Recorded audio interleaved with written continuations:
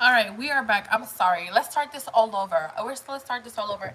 Hello, welcome back. Sorry, every time I'm doing a live, Eric calls or somebody calls, and so here we are. This is better. This is a second chance to make it better.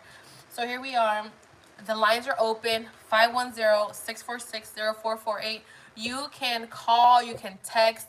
Whatever you would like, do it. We are here for you. We are here. My daughter's asleep right now, so it's nice and quiet.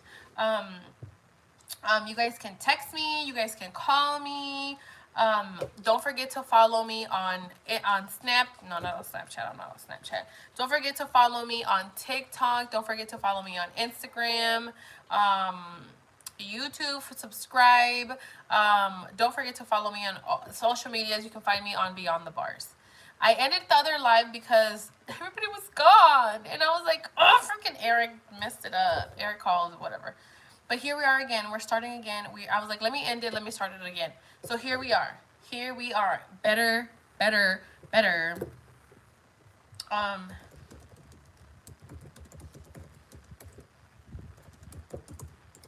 But yeah, we're here. So I'm texting a couple of people. Maybe they will call. Um. Um. We. So we are here, and if anybody wants to call or text, it's up to you guys. But let's just get started again on what has been happening. So I've been very stuck on, what's his name again? Sorry. Oh my God, what's his name? Ronald Anthony Burgos Aviles. If you guys haven't watched it, it is still going on right now. The trial is not over. I'm gonna call Eddie. Call right now. The line is open. Call right now. His case is going on right now in Texas, and they are on phase 2, which is sentencing. And they just found him guilty yesterday, and homeboy will. He was found guilty of 2 counts, 2 counts of capital murder to his son and his lover, mistress. I hate saying the word mistress, but I guess that's what she was, because he was married. Um, but that's the case that I'm into right now. I am also super invested in the 𝒊𝒂𝒍 case. That is my thing right there. We can talk all day. If you guys ever want to talk about any of these cases or whatever. I love true crime, you guys. If you guys didn't know, now you know. We have a call coming in. We have a call coming in. Get ready, y'all. Call from. It's Eddie. Eddie's Carla. To calling. press 1. To send a voicemail, press. Hello? It's Carla. Hello, is this Eddie? Yes. Hi, Eddie. How are you? I'm good. How are you, Carla? Good. Just living life on a nice Friday night. That's what's up. Yes. So, you have a story for us? Yeah, remember I commented on your live like 2 weeks ago that I was going to visit someone for the first time in prison. Yes, I remember. It went really well. Honestly, I know I've asked you before if you've ever visited the California Institution for Men, and you said that you haven't. Girl, the visiting room is so nice. Like, it's outside. It's not inside. Like, they do the visits outside. All of them? Like, all of them. Well, the facility is the person I know. It's a different facility, but I think it's different because this is a different facility. But anyways, the one that I went to, it was outside. Huh, that's nice. And there's a bunch of benches that you can sit in or sit on. And then next to the benches, there's grass, like a grass area that you can walk within, wherever you're visiting. Oh, You can walk, but it's not a big field. It's a small patch of grass, but you can walk back and forth. There's vending machines, obviously, but then there's also vending machines for sandwiches, burgers, honey buns, cheesecakes, sandwiches, what else? Chicken, fried chicken, all that.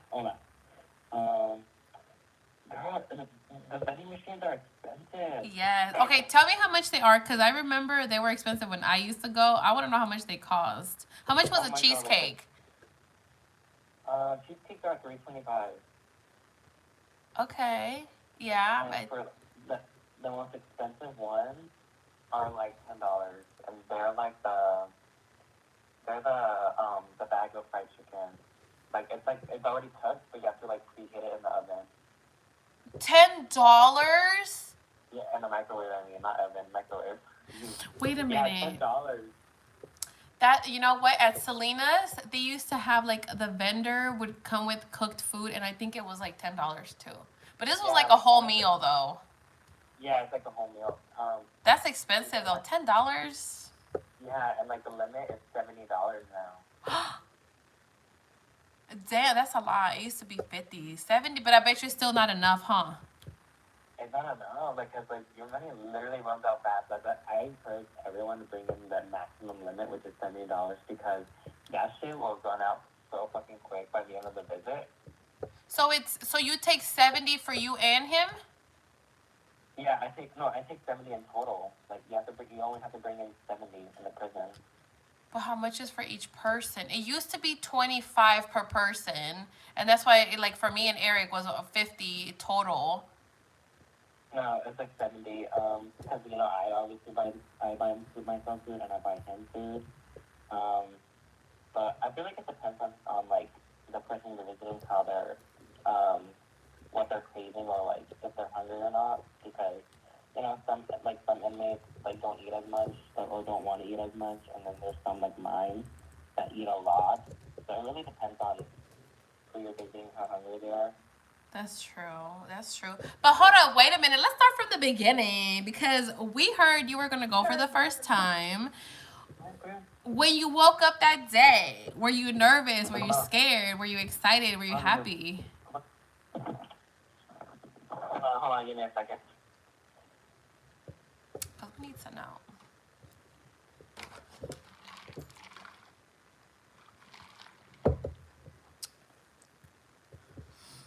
We're waiting. We're gonna put one of those sounds like the elevator music. Look at my hair.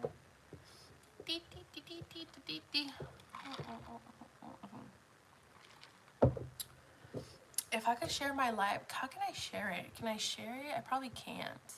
Guys, don't forget to follow me on TikTok. I am trying to get to 1,000 followers on TikTok so I can go live. Okay. It's okay. I was like, he probably got a jail call. Huh? I thought you got like a call. Oh, no, it's my mom. She needed help with something. Oh, okay. Okay. What was your question? The day you woke up to go visit him, were you nervous, scared, happy? I had to keep using the restroom before I left. The nervous shit. Yeah. but like, when I was driving over there, like for some reason my hands were like shaky. Because it's not that, okay, I've visited him before, but like video visits. Like I obviously knew what he looked like. We would do video visits. Yeah. But the thing is, like, I've never like been to a prison, let alone like I've never been to a county jail. I've never been to a prison before. Like I've never like done any of that. Yeah. Like, the most thing that scared me was like me. Right? Oh my god, my damn ass dog. The only thing that made me nervous was like the whole. Hold on, let me get my damn dog, because she about to get her ass kicked out of my house. Stop it. Get down from right there. Get down from right there. What are you, the security? That cop. She acting ghetto. Okay, I'm listening. Yeah, the only thing that I was nervous was the whole processing of getting processed into the visiting room. That was the whole thing I was nervous about. Because I didn't know if the COs were going to be mean, or like they were going to be like, impatient because I was new. But I told them that I was new, and like, fortunately, the CO that was like doing the whole processing, she showed me where to go. Like literally, she like had me follow her, and like, she showed me like where everything was, and like where the food was, where one sits to wait for their inmate. Like she was really nice. That's nice. Yeah. And she was like, yeah, like, if you want to get food, you have to get, like, they give out these baskets that you can fill up with food. Um, the food that I told you that's sold, like, cheesecake, the fried chicken and all that, it's, like, in a different building.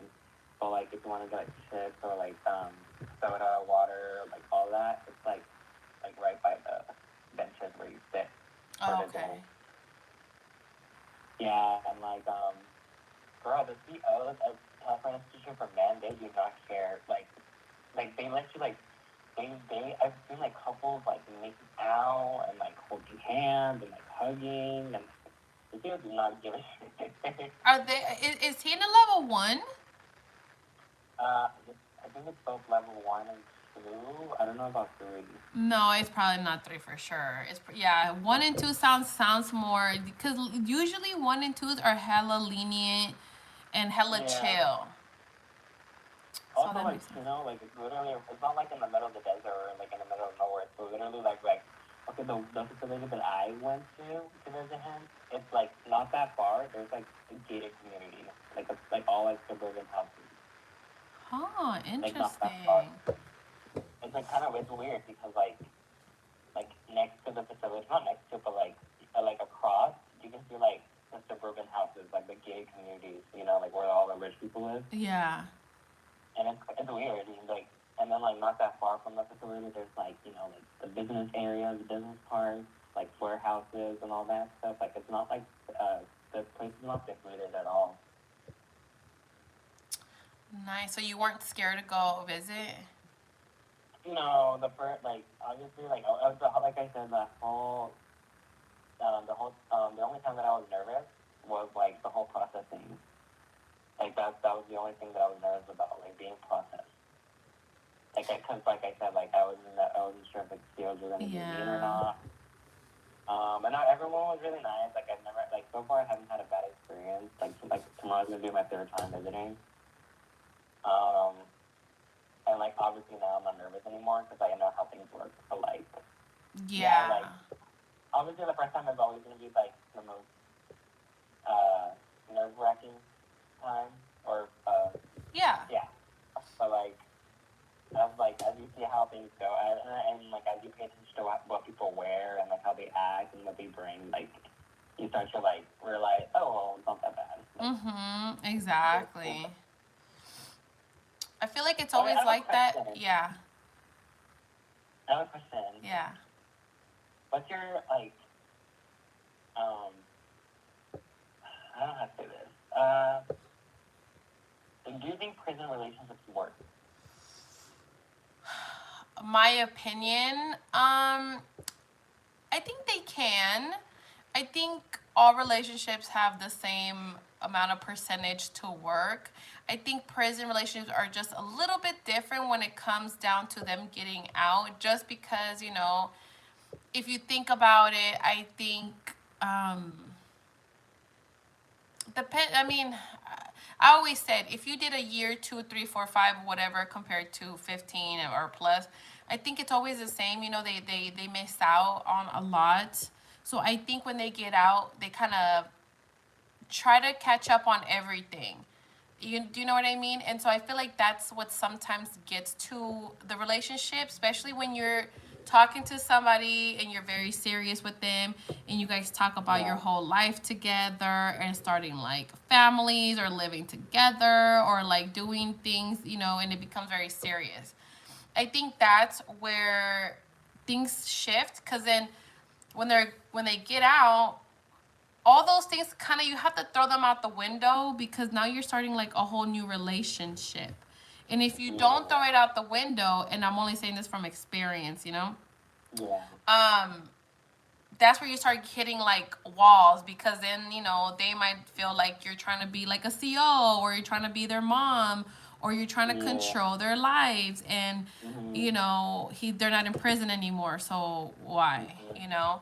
So I think that's where a lot of the times things start happening, or, you know, they start going out, they start meeting new people. And, you know, sometimes there's like regular relationships. We become the naggers because, you know, we're like the ones that put up with their asses, and then they want somebody that's nice to them. Yeah. But I think personally, I think they can work. You know, if you're realistic about it, if you're realistic about the situation, and if you're open minded towards the end, you know, don't rush into it. Let them kind of live their life because you might not even like them when they get out. Also, you know what I mean? True. True. Because you know they might be like, for example, like you're like, oh my god, he's so amazing, and when he gets out, he might not be that amazing, or he might do some weird stuff that you're like, what the heck? You're actually kind of weird. Okay. So it's Yeah. I always say, if this person treats you good and they're in Mm-hmm. prison, I think there's no other option but them to treat you like the best, and you should feel loved and feel confident and feel like butterflies every time you see them. And there's no reason Mm-hmm. for, that's what I think, right? But then when they get out, start from zero, like get to know them and get to know each other, and it's like starting again fresh. And then, Yeah. yeah. So that's what I think. I don't know. The reason I asked is because like the guy that I visit, like he's asked me if he sees us like being in a relationship, and I told him that I have no problem with him being in a relationship. The only thing that I would not do is be in a prison relationship, because I'm the type of person that love like that's just like one of my love languages, and like like I'm the type of person that wants someone to like like hold me and all that stuff, and like take me out to dates, and like obviously you can't do that when the person you're with was locked up. It's nothing Exactly. against, it's nothing against the person. It's just the circumstances of what the person is going through, like currently, like I can't see myself like handling, because like it's a lot, like, and I don't know, everyone's different, like I know that there's prison relationships out there that work just fine, but just coming from like my opinion, from what I feel, like like I said, like I have no problem with being in a relationship with this person. It's just that the circumstances that he's in is like preventing me from being in a relationship with that person. Yeah, I like that. I like your answer because, like, you know what you need, Yeah. and obviously he can't give you what you need in a Mm-hmm. relationship, and if he's okay with that, like, Yeah, that's yeah, even better. Like, you guys just hang out, get to know each other in a deep ass level, though. Like, you better start asking questions like, oh, how were you when before you came here? What were you doing? What is yeah. your favorite color? Mm-hmm. But what was it then? What were you doing? Do you have any addictions? Do you have any problems? Do you have Yeah. any mental problems? Like, ask like those kind of questions because I mean, a lot of inmates have a lot of issues. Um, and he might tell you just because if you guys are not in a relationship, he might actually tell you, and that way you kind of like have that in the back of your head, like, okay, well, this is probably something I don't want to deal with, or maybe I do, um, and yeah, but that's great. I like that. If you want to, I mean, does he have like a lot of time left? I think his next parole hearing is probably in 4 years, maybe less, because I don't know if you know this, but if any inmate, like, let's say they take a college course or they take college classes, and if they pass that class, they get like time off, like a little bit of time off. Yes, yes, yes. So so it depends on like how this like how he like does his school. Like a lot of laws change over the years regarding incarcerated individuals, so you never know. But do you know why he's there? Yeah, I know. Like, yeah, I've known it for 3 years. Okay, okay. But do you know exactly how much time he was giving? I think like the maximum was 15 years. Okay. That's the maximum? Okay, well, I mean, shit. That's the max. At least the max will be whatever time he has left. I mean, he's been there for a while, maybe? Yeah, he's been there since mid 2000s. Yeah. Has it been 15 years? Huh? Has it been 15? I can't. I suck at numbers. I'm like, has it been 15 years? I think it's about to be. Yeah, probably, huh? I'm like, wait, Yeah. mid to, But okay, well, like I said, it depends if they're like, like they take like courses and like I don't know, like a lot can happen over the years, like with like laws changing over time. I don't know. Yes, but if his max is 15, then he can't go past that unless he gets in trouble and he gets additional time. Oh no. You know what I mean? So, and let me tell you something that I learned, and I've heard it from other people too. When guys have like about a year left, they start tripping the hell out. I don't know. Yes, like not in a bad way. I just think they get nervous. They mentally start to process maybe them getting out and maybe it hits them. I don't know how to explain that, but things start happening. Like things start shifting, like their behavior's kind of off-ish. They might get in trouble. And I think it's that reality of like, oh crap, I'm coming home. Maybe not everybody, but I have heard it from like more than a couple of people. But that's just something I think that it just kind of happens to them, like mentally. You know? I think it's because like I feel like it depends on how long they've been in there, but like I feel like it depends on like I think they're just so used to like the prison life, like their mentality has like quickly became like prison is all that they know. Mm-hmm. You know, like they're not like prepared, like physically or mentally prepared to like be in the real world, and like as much as like like we want them to be released, like some of them, like obviously depending on their case and whatnot, like I think they're just more afraid of like change and like obviously like I don't know if like some of them have like TVs in their cells or they watch TV, but like they obviously they get to see like on the news like what's going on out here, and they probably think to themselves, oh my god, like if I'm out there right now, like what would I do in that situation, like how would I react, like how would I behave, like I don't know, like what I would do, like they see like they see how much the world has changed, and they probably ask themselves like,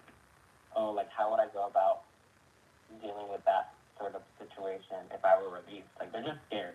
They're just scared of the changes that are happening in the world, and like obviously like they have every right to be because it depends on how long they've been locked up. But yeah, I would understand like why they would like start to act out because like the prison like the prison mentality that they have is like all they've known, depending on how long they've been locked up. Yeah. And I think prison has an effect, even on, I would say if you maybe did a year, it probably doesn't affect you as much. But I think anything above 2 years or anything like two and above, obviously, anything 2 years and above, that's when it starts like affecting them, And I think everybody has an effect because, I mean, a year, so much can happen, you know what I mean? So, I mean, it's only normal. There's a lot of things, and you have to just kind of be open minded and like really process things because they're living in a whole different other world, and they're really not ready for it out here. And the system doesn't help either. I mean, their goal is to keep them in longer. You know what sucks is that as soon as they release, the prison is like, all right, good luck. There's no resource. Like, do they do like I don't know like how the process is when an inmate is released. But like, do they offer like resources for the inmate when they're released? Or do they just let them out? Most inmates are on what is it on like house arrest type. No, wait, not a house arrest. Yeah, some of them have a monitor on their ankle. It's not bail. Oh my god, parole. They're usually on parole, so that means that they have somebody checking. And usually parole's like 3 years, depending on what state you're in. And it's 3 years. It could be less if you do good. Somebody's checking up on you, making sure that you're getting a job or you're settling right into the world. You have a curfew and you have to check in like random drug tests and stuff like that. Also, I think some people can go to like a halfway house. I think those are like the two options that they have for most of them. Okay. Yeah, so they don't like necessarily just dump them out unless they're like deported. But they have like somewhat of like, okay, you kind of have to still have a little bit of rules, and then you're kind of off. Yeah. Yes. I was gonna say, but yeah, like I said, like it will be my third time visiting tomorrow, and like I like this person, but at the same time, I don't see myself being in a relationship with that person at the moment because of their situation. But in the end, that person knows that I'm not ready for their relationship because of their situation that they're in. But we still, like, regardless, we still have a good time in the visiting room. Like, we play cards, like, we just talk. Like, I stay the entire visit. I know there's people that just stay halfway, but I stay the entire visit. But I leave a little early because of, like, the whole parking situation. But the rush, overall, the rush. But overall, I have a good time. Like, I've never had any issues so far. Everyone's been nice. The prison is nice. Not the prison, but the visiting room is nice.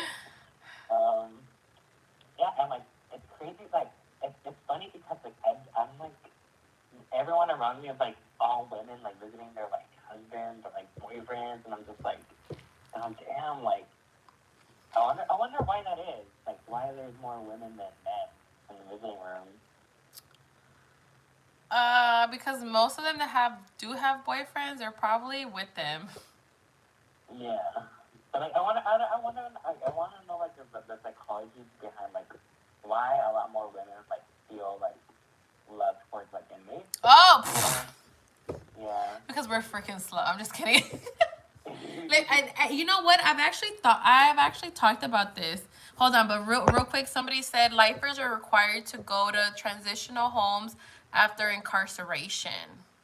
Ooh, that's good information. I didn't know that.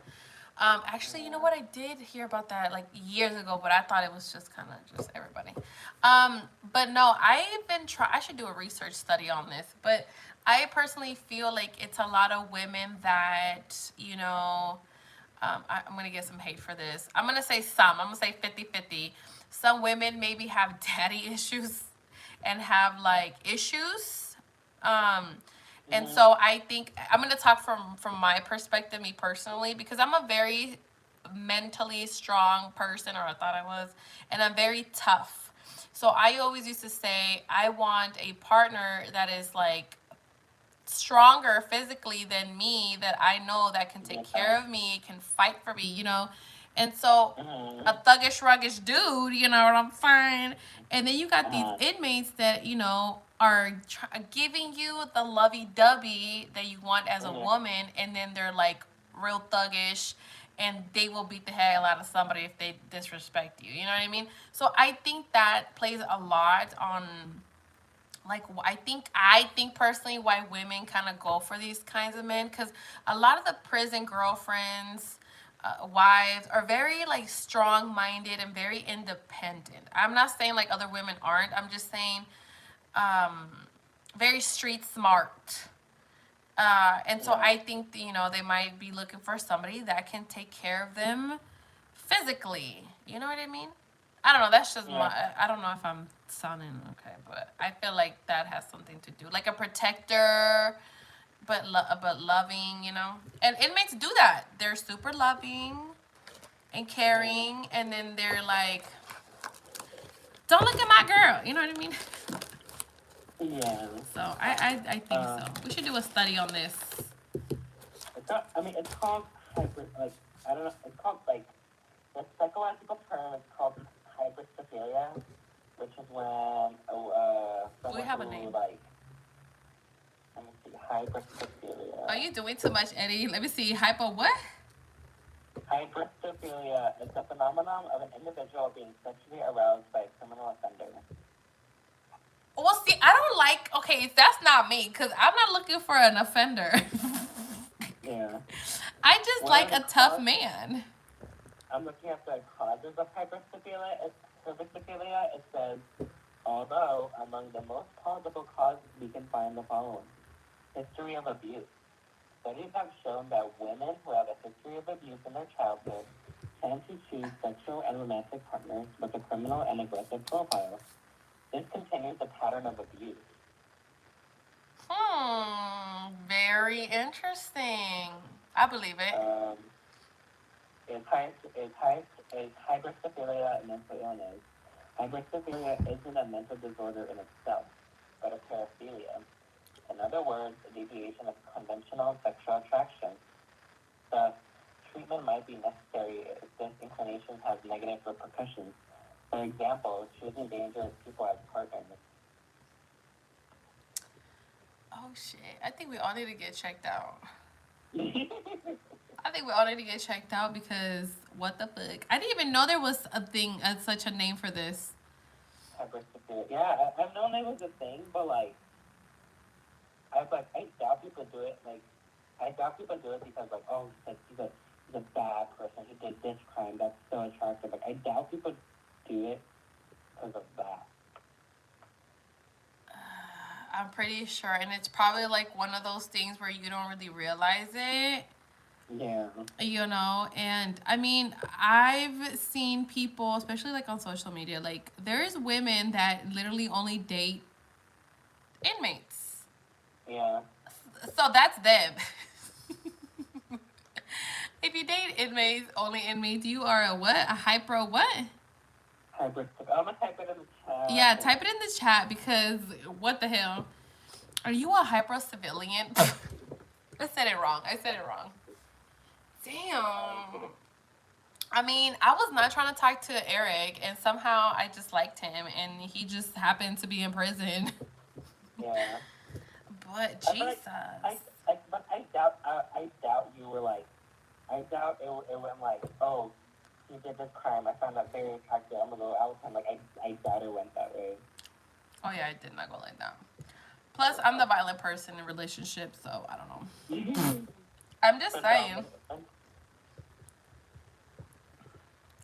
Really, yeah. Oh my God, I'm gonna have to look this up. Everybody's gonna have to go do some research on this. Because I'm about to start talking about this on my TikTok. I need everybody to go follow me on TikTok. I need 1,000 followers so I can go live. Thank you. Come again. So I could talk about hybristophilia. Hello, girls are gonna get mad. People who have hybristophilia, they usually like, well, from what I've read, they usually go for like serial killers. Ooh, like the Night Stalker's wife? Yeah, but like that's an example for hybristophilia. Like the people who would like tend to be attracted to like criminals, like serial killers. That would make sense because their crimes are freaking horrible, and these girls still talk to them. Yeah. Oh Lord Jesus, that's crazy. Have you ever seen any like infamous inmates or like famous inmates like in visiting? No, not like famous. There was just the one that I seen. I mean, I don't really know. I only saw this one guy that was on like TV because he unalived his cellie and cooked over his body, but that's it. He was very creepy. You met him in the visiting room? Yeah, he was in the visiting room. I was like, oh hell no, don't y'all ever send me next to that man right there. And they never did. I mean, I didn't tell them that, but I was like, nope. Yeah, that was it. There was another guy, huh? I would think someone like who would do that type of thing would not be allowed visiting anymore. That's what I said. I was like, take his ass and don't give him any visits. And he had like girls would come visit him. And he was very rude. I don't know if they were his girlfriends. I think they were just probably his like friends, girls or something. Yeah. Because they weren't like lovey-dovey. But I was like, I would never come visit him. He's crazy psychopath. Yeah. Yeah. But no, I haven't. I know Eric said that he has seen like a couple of like famous people, but like in there. Yeah. But I never saw any visiting. I know there's one girl in high school. Her cousin. I don't know if he's still locked up, but he was locked up at R.J. Donovan in San Diego. Richard Donovan. My friend from high school was like, oh yeah, my cousin, he knows like someone and his brother, like he's in the same yard as them. Oh, I heard one of them was right here in.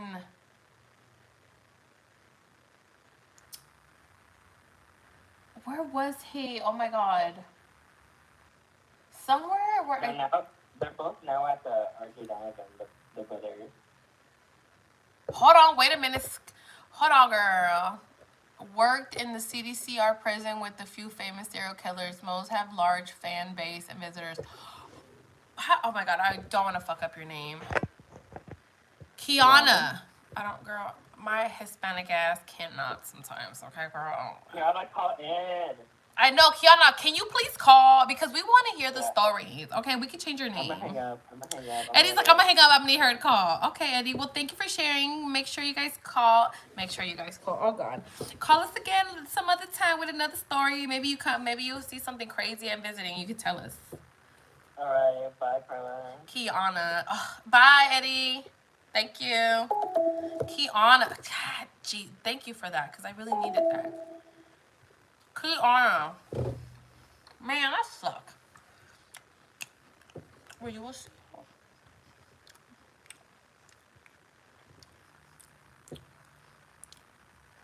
Kiana. Call in. Give me the number again. I gotta switch to my computer. Okay, so the number is 510-646-0448. Oh, we getting some good stuff today, you guys. Make sure you gotta hit that like button. Don't forget to follow me on TikTok. I'm trying to get 1,000 followers so I can go live on TikTok and talk about more prison stuff. Maybe we could talk about this hybristophilia. I'm sorry, I don't know how to say it. I will learn it. If anybody wants a text, you guys can text 510-646-0448. You guys can send me a text message. I can read it out loud. Share if you guys want to call. The line is open. Woo, woo, woo, woo, woo. It's Friday. Don't forget to check if you guys are into true crime. Check the Texas Border Patrol guy's trial that's going on right now. He's going through sentencing. Monday will be day 2 of sentencing.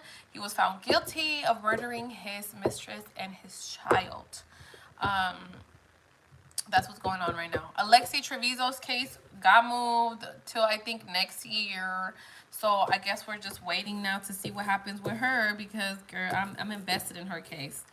I want to see, but I wouldn't be surprised if she walks. I don't think she's probably going to get capital murder. I don't think so. I love true crime. I'm really into true crime. My first crime that my first serial killer that how do I say this? My first serial killer was the Night Stalker, okay? I remember I went to Barnes & Nobles, and I was like, okay, I need to get a book, and my mom's like, get a book, it's fine. And somehow I didn't even know who he was. I picked up this book, and so I kind of read like the back because I always like to know what the hell this is about, and whatever. So I was like, let me get this one because it was his face. I think I still have that damn book. Ay, me asusté. Oh God, I got scared, you guys. The Night Stalker scares the shit out of me. He's dead anyways. Call from. To accept, press 1. To send a voicemail, press 2.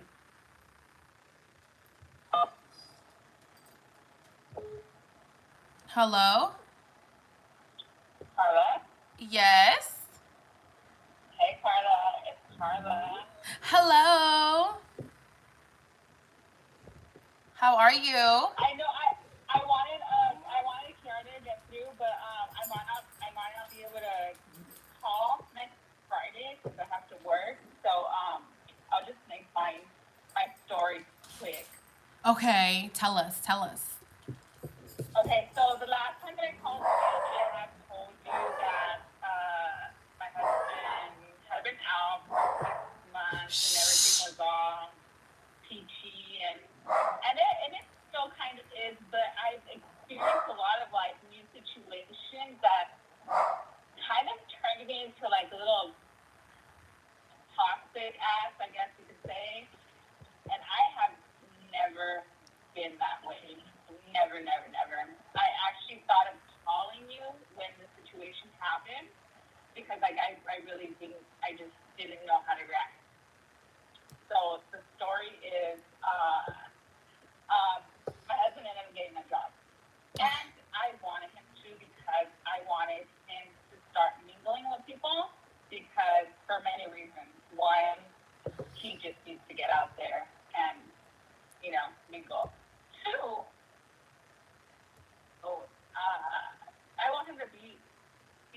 certain that, being a husband is what he wants.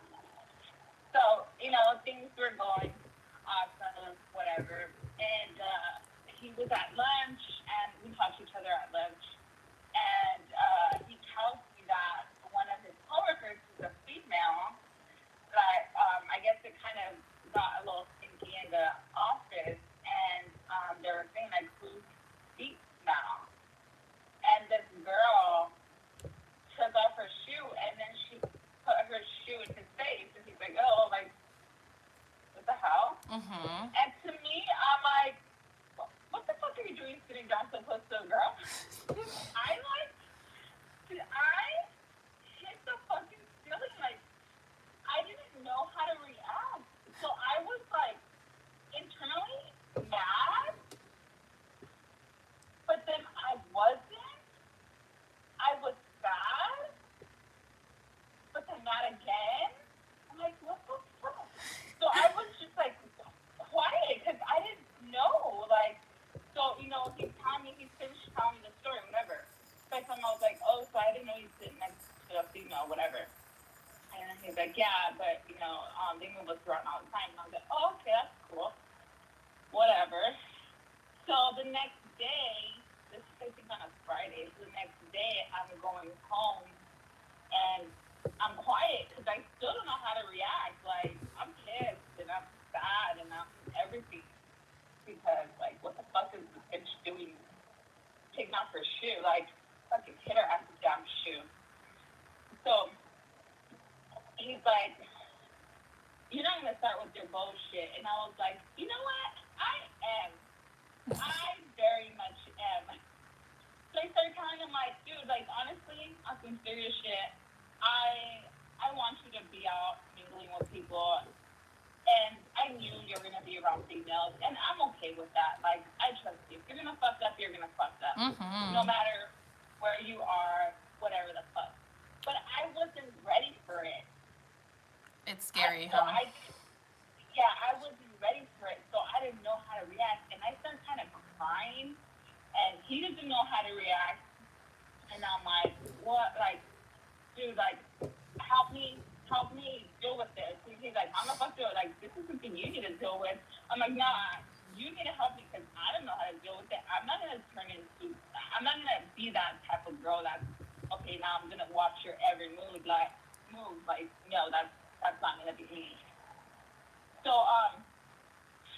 we went back and forth for a while, and he's like, you have nothing to worry about. And I'm like, and here comes my sadness, because you're spending all this time with these people when I still can't spend time with you, so I'm a little jealous. Mm-hmm. So you guys are over there, having a good old time at work.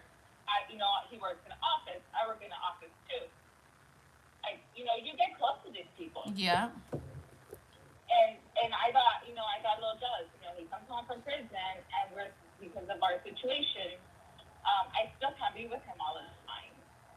So I got a little jealous that he's, having a good old time with people that's not me, male and female. Like, I'm not, like I said, if he's gonna fuck up, he's gonna fuck up. Yeah. No matter what. So yeah, that was my scenario where I didn't know how to handle myself. I was like, what the fuck? I've never been like that. I've never felt that way. I'm usually the type that, like, shoot the fuck out my face. Yeah. I don't do this. I don't do that. But with this, I was like, holy shit. I think I really do love him. I think I really do love my husband. And I'm feeling like all these feelings, not just, it was so many feelings, but mainly I wasn't ready for it. And I've been saying, like, he has to go. He has to go on his own. But once it happened that I there was a situation with another female, I didn't know how to deal with it. Mm-hmm. Sorry, I just sent you the name of my ¿cómo se llama? Of my Yeah. And I'm trying to look for her number now. Okay, sorry. Yeah, and I'll send you the number right now. Yeah, keep going. Yeah, for sure. Cause then I'll forget. No, I'll be forgetting. Yeah, I honestly, like, I'm like, oh my god, and now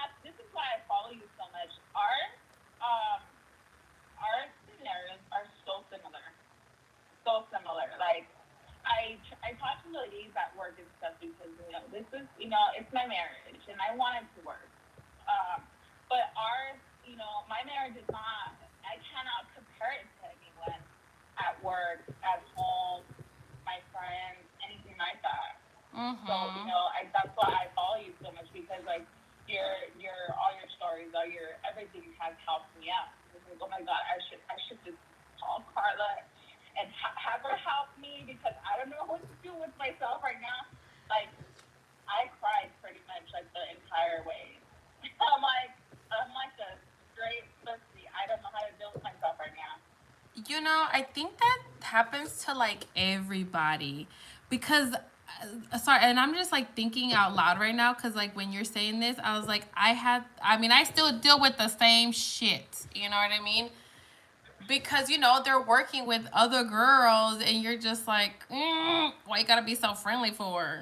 I don't understand. Yeah. You know, and I think, you know, I don't know. I feel like it's normal too, because it's like, you know, I think when you have like this person all to yourself for so long, and all of a sudden, like, oh, well, now it's not just like me, you. Now it's like, oh shit, now you're going into the real world, and like, I don't really know what you're doing. That's scary. But yeah, like you said, like, if he wants to cheat, he's gonna cheat. Even, trust me, even if you sleep next to each other, look at his phones, have his passwords, have his location, they will do whatever the hell. And you know, and you could be trying to, you will, you know, it doesn't matter what you do. Yeah. And I know that if I have to look through his phone, if I have to go through his phone history, I don't need to be with him, because obviously I don't trust him. Damn, And that's me though. it for me. That's it for me. Like, I don't need to do that. I have way too much. I value my life too much to be doing all that. I don't know. If they were to come to that point, that means that my relationship is over with him, marriage or not. Like, I value myself a lot more than to be doing that with him. Like, no, him or anybody else. That's why this prison relationship worked for me so well, because I had someone, but then I didn't. Like, it to me it makes sense to, I guess, what I wanted. Mm-hmm. I guess in a better way. You know, you have someone, but you didn't. Yeah. And it's small. It's like, okay, you want to take it to the next step, and now you don't have like that. And girls in our situation don't have it all the time, because, you know, of our husbands being deported. Yeah. Yeah, that sucks. And then, you know, we have our daughter, which when I go over, you know, I have to share my time with her too. And she's really like that, you know, she's daddy's little girl. She doesn't let me touch him without her having a fit. Like, you know, when you go visit them, you're holding hands all day. And now I can't even hold his hand because she started having a fit. Yeah, it's different. Like, yeah, to like prevent that, we don't even, like, you know, when she's napping, of course, like, you know, it's our time, but a nap only lasts like what, an hour and a half. Yeah. When we're accustomed to just being us, so now I have to share with my baby, and then I have to share with all these strangers. But, you know, it is what it is. What can I do? But so far, you know, we've trying to get more of a communication going on, because, like I said, like, it was like I feel like I was getting so emotional because I didn't know what to do. Like, all that I was able to do was cry, because I really didn't know if it was okay to feel like that, if it wasn't okay to feel like that. Should I say something? Should I not say something? Should I, like, what should I do? I think I was scared too at the same time. Like, oh my God, I don't want to, you know. I know.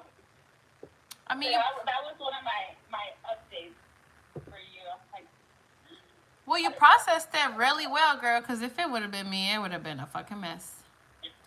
I just have issues, you know, and I'm just like, and you know, to this day, I mean, Eric's been out 3 years, you know, and I still do the same thing, like, okay, but now, and I feel like now too, like, not being pregnant anymore, and I feel like now I'm kind of back to myself. I'm like, you know what? I don't really need to be like stalking you, because you're gonna do whatever, and I've already tried to be like your stalker and your correction officer, and that didn't stop you from doing anything. So like whatever, you know, what the hell? Let me just do me, focus on me and whatever. Like si te vas, y pues que te vaya muy pinche bien. So I think he has noticed that too. And I'm like, let me just be happy and let me just show what I feel and maybe that might even change things. I just want to be like just chill, you know, instead of like being in my own head. But girl, you did good, girl. Cause well, you see, it sounds like I did it, right? It sounds like it, right? So, I stayed over. Last weekend. I stayed an extra day because of 4th of July, whatever. And he had to work. And I was like, oh my God, I forgot to ask you for my ATM card. I'm gonna have to go pick it up at your break. I just need to go see what's going on at this place. Oh, that's okay, girl. You had to go and make it known who you was, girl. Yeah, so it was a hello, I'm sorry, he called. Hello, can you hear me? Yeah. Okay, he's gonna call back, so let me make the story fast. So it was his first time, and I kind of parked a little bit down the street, waited for everybody to come out, and I kind of creeped up, and I see like these girls. It's fucking like, it looks like they just got out of the freaking strip club. I'm like, what the fuck? Oh God. What the? And like, it's an office, you know, out there in the call centers. And I was like, you know what? I'm not even gonna, like, it's nothing to me. Like, girl, you know English, okay? I'm not even, exactly. I'm like, obviously, I didn't get deported. That's funny. Like, I have paper, something now, but you don't. And I told him once, I said, you know, you can always go see if the grass is greener on the other side, but just so you could, you know, keep in mind that grass don't grow in Mexico. Exactly. Exactly. Just so you know. Like, oh my God, you swear. But yeah, after I seen these girls, I was like, you know what? Yeah, they're pretty hot and these girls like stink, but I was like, I am not worried about this. Yeah, exactly. And I did ask him. I was like, so what's up with that girl? She was fucking like she just came out of the freaking strip club and straight to your office.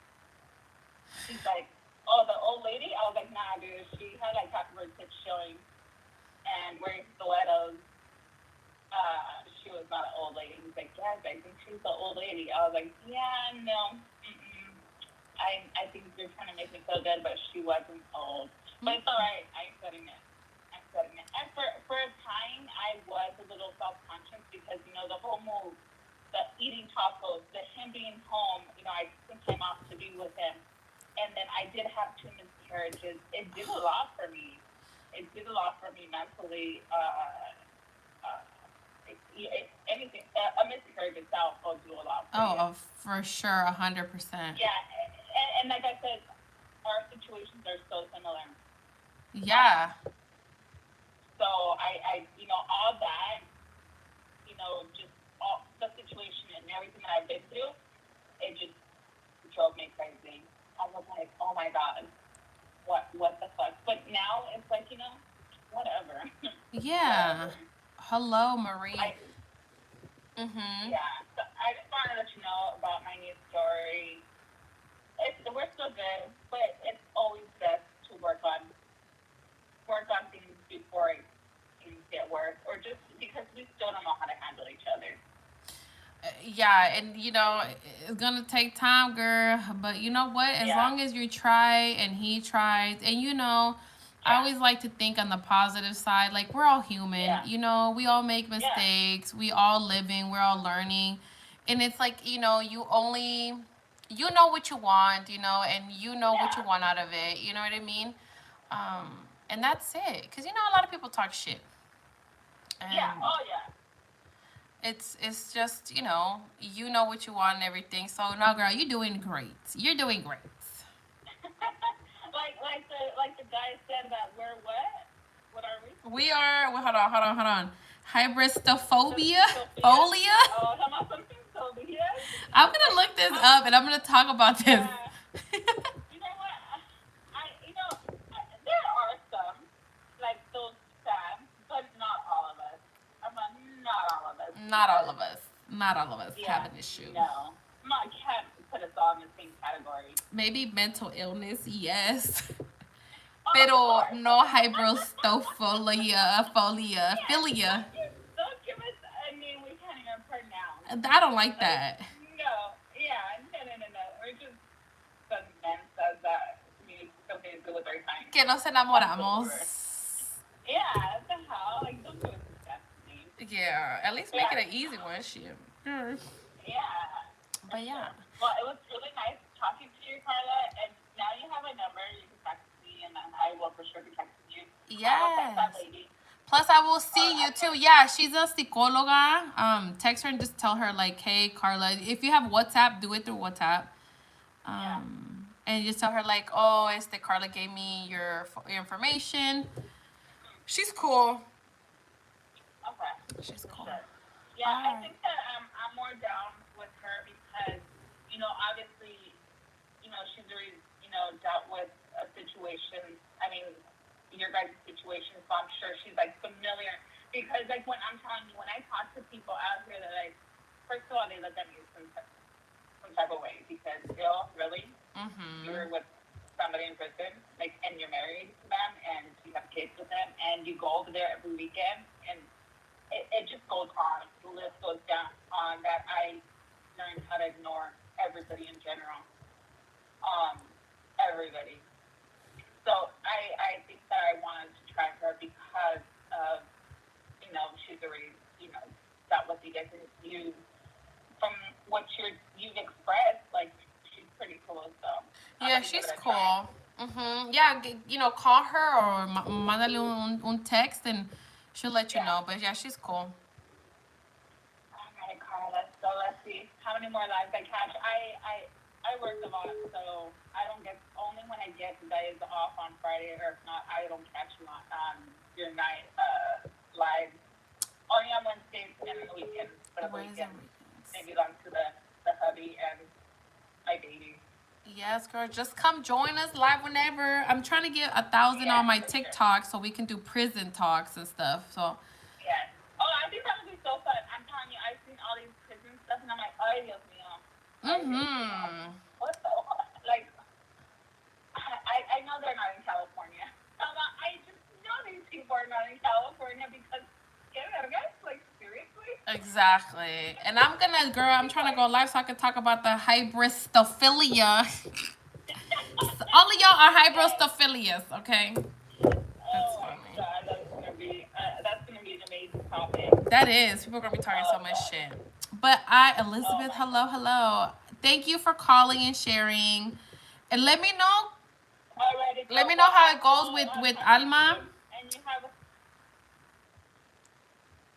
you have a good one, Carla.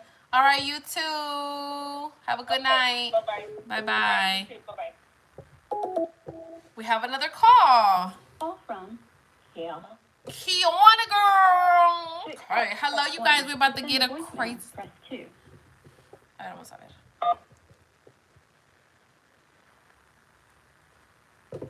Hello. Hi, Carla. Hello, Qiana. Did I say that right? It's Qiana. You said it right the first time. Qiana? Uh-huh. Damn it. Okay. I was trying to be kind of cool and be like, Qiana. I don't know. Sorry. Anyways, hi. How are you? Good. How are you? Hey, guys. Good. Just here, having chit-chat. I see. Can I send you a package? You want to send me a package? I'm not in prison. Oh. Okay. Somebody said, can I send you a package? No. Well, anyways, can you tell us the story? Because I'm pretty sure you got some real amazing stories. No, Lord. She's like, I have so many. I don't even know where to start. All right. I just worked with the crazies. That's all. Damn. So, like I said, I worked at the prison. I left in 2018. Yeah, 18. But worked for CDCR, and most of the, I'll call them serial people. They go to, well, they don't really have SNY yards anymore. They try to combine them. Combine everybody together.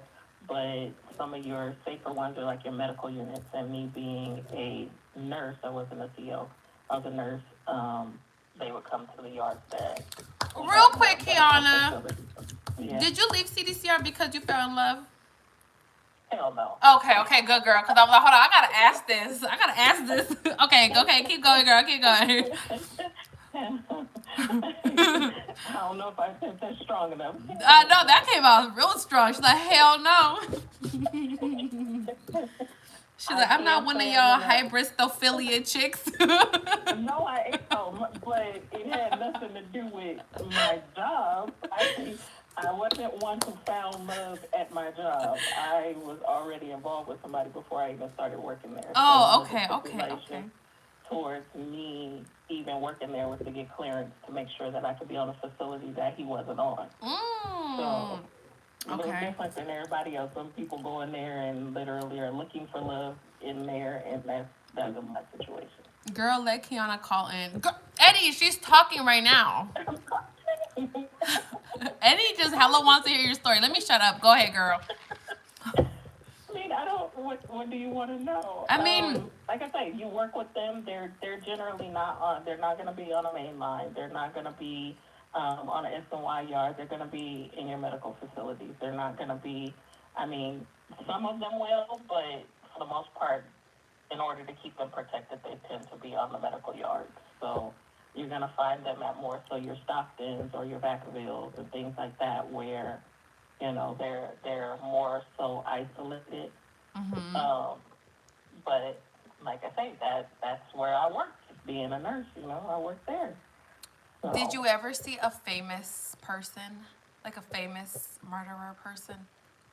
Yes, I did. Oh my God, who, girl? One of not the man, because I didn't go down that far. He was further central California. Me being in Northern California, I was my facility. I was with Kemper, which is the one that they did all of the studies on. The FBI would come directly to him and actually study. You can learn about him on Netflix. I think it's called Mind Hunters or something like that. He is your very first episode on there. And he was the youngest killer. I forgot him on YouTube. I can't say certain words. He was a very young serial person. His first, how do you say it? Victim? Yeah, his very first victims was his grandparents. Yeah. What in the world? And then did he come to you because he had a headache or something? Or did you just see him? He's way older now. He's in his 70s. So he definitely to me he wasn't a threat. Some people felt he was. I didn't feel he was. He's a very big guy, standing at about almost 7 feet tall. But like I said, he has lots of medical problems. So he's in a wheelchair now. He's just not. To me, he didn't seem like a threat. I think he, in his process, or what you will learn about him, is he got to the victim that he wanted to get to. So once he did that, he turned himself in. So I don't think that he's looking for any more victims. I'm gonna have to look that episode up on Netflix. Kemper, Kemper. You'll find him. Very big guy. All right, I'm about to look him up. Anybody else? He's very famous. Stories done off of him. Like I say, FBI coming and the Edmund Kemper guy. Yeah. Oh my God, he has a mustache. Well, back in the day. Oh my God, his hair. Yeah, he. Like I say, he's very, very well known. He's a Santa Cruz person. Oh. I'm like, damn, girl. Anybody else? Oh, here's the Big Ed. Big Ed. Yeah. There was also a guy that was in our Turner. He's also a big name. with multiple victims. So, yeah. I like how you're just like, yeah, it's just like whatever, you know. I just would see them. You get used to it after a while. It's like they're. Well, how do I describe myself? When I went in there, I knew what I was getting myself into. I knew that, there are people in here who committed crimes. So my thing was, in order for me to be able to do my job and do it successfully, I did not want to know their crimes. I just want to know the details of their crimes. So I waited until I left before I found out a lot of their history. You're so professional. Because I'm like, if I go in there and I know your crimes, then I may treat you differently. That is true. And some staff go in there like that. They'll go in there with that mindset or, issues that they have from childhood or whatever, and they take it to work with them, and now they're not handling your job the way you should be handling your job. So, such a professional. Yeah. Did these people, did you know who they were before you looked them up? Damn, see, I'm nosy as hell. Be like, so how'd you do it? And a lot of people during that time that I was there, a lot of people wanted to tell me their stories, and I'd be like, I don't want to know that. Damn, girl, I would have been sitting there for days. What, for real? How'd you do it? Oh my God. Damn. No, I didn't want to know. It was just, just one of my things. I was like, I came here to do a job. Like I say, maybe that came from my background, because like I say, I was already involved in a relationship like that. I married someone who's incarcerated, so maybe that was part of my already coming in there with that mindset. Like, no, I'm not gonna walk in there and start judging. Yeah. So it's kind of like I maybe already had that shield up, but I didn't want to know, because I was like, if I find out, and you just don't act different. That's very true. You're gonna treat them different. Especially when you find out victims are elderly and kids and things like that. Like you're not gonna treat them like they're humans. You're gonna start treating them like they're crimes. Exactly. Yeah. Did you work at different prisons? That was the only one I worked at. When I was getting ready to leave, I was going to go and work at your husband's prison. Selena's? Yeah. But my I husband told me not to. He was like, nope, you can't. Why? Because it's crazy as hell? Yeah. Yeah. He was like, nope. He was like, because he had been there too. I don't know if they crossed paths when they were there, but my husband started off there, so. Yeah, he was. Let me see. What year were we there for? I think we left I like how if I was in prison too. We left I think we were there 2012. That's true. I was there all the time. I knew everybody. 2012 to 2016 or 17 or something like that. We were there for a while. No, I think he left right before that, because he's been incarcerated since 2000 he's been in prison since 2004 and jail since 2002. Oh, so I think he left Selena before. Right before. Eric. Yeah, right before you guys got there. Eddie is still I want Qiana. I want to hear her stories. Ay, señor bendito. What do you want to know? Well, okay, yeah. Let's ask Eddie. What does he want to know? Eddie, what do you want to know? I will tell you. What do you want to know exactly? I wrote it all in a book. You can go and read the book. You have a book? Yeah, I have a book. Why didn't you start off with that? Because y'all wanted to know about it. Okay, well, what is your book about? Tell us about your book. How about that? I wrote it's called My Incarcerated Life. I have a commonality to your brother. I was in the service first and then became a nurse while I was in the service. And there's a very, very distinct similarity between military and incarceration. Interesting. Everybody go get her book, y'all. It's called My Incarcerated Life. The Intimate Details of a Prison Life. Why do I feel like I saw this somewhere? You probably saw it on Instagram. Maybe. I feel like I seen it somewhere. I feel like You probably have. maybe TikTok. I haven't promoted it much on TikTok. Hold on. Eddie said maybe somebody else posted it, girl.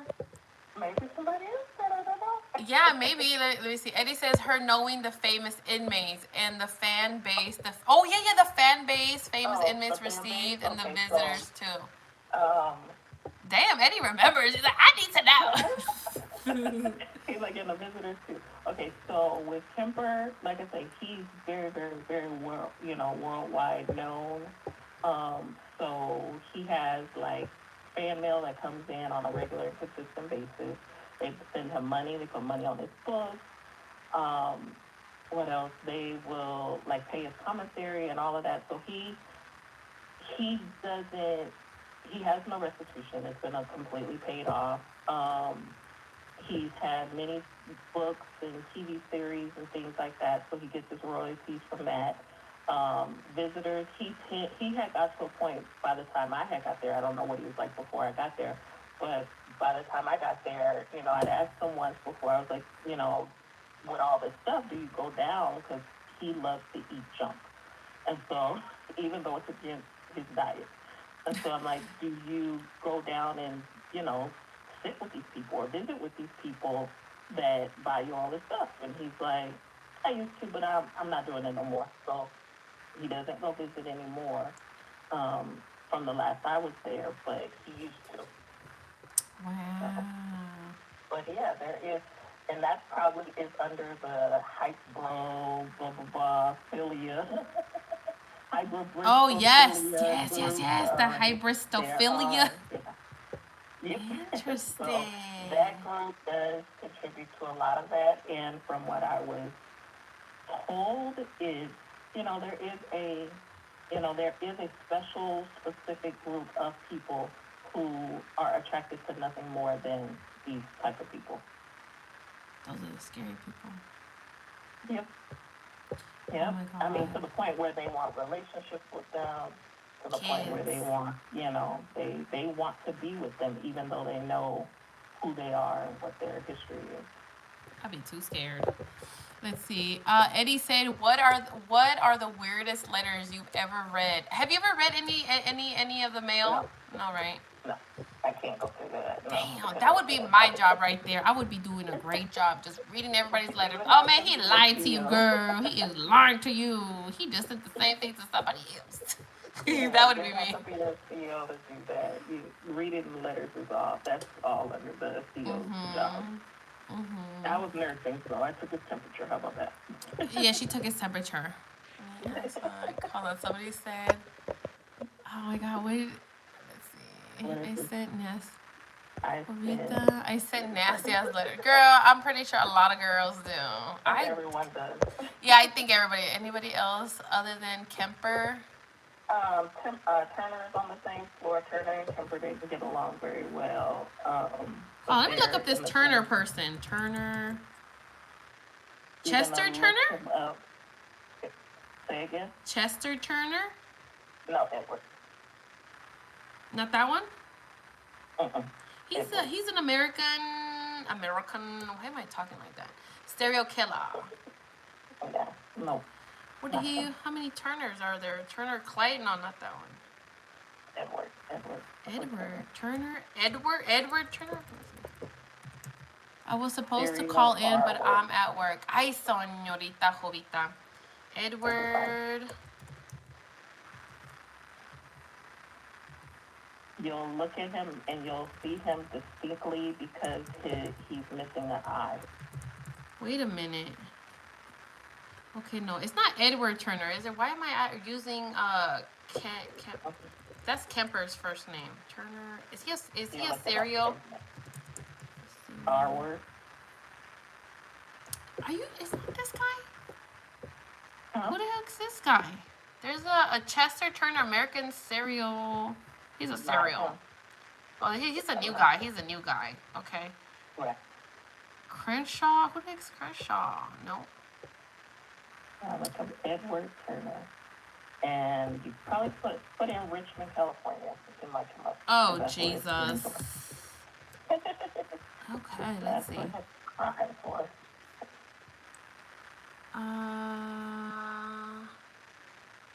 Serial killer J.R. Robinson. No, why is it not this one coming up?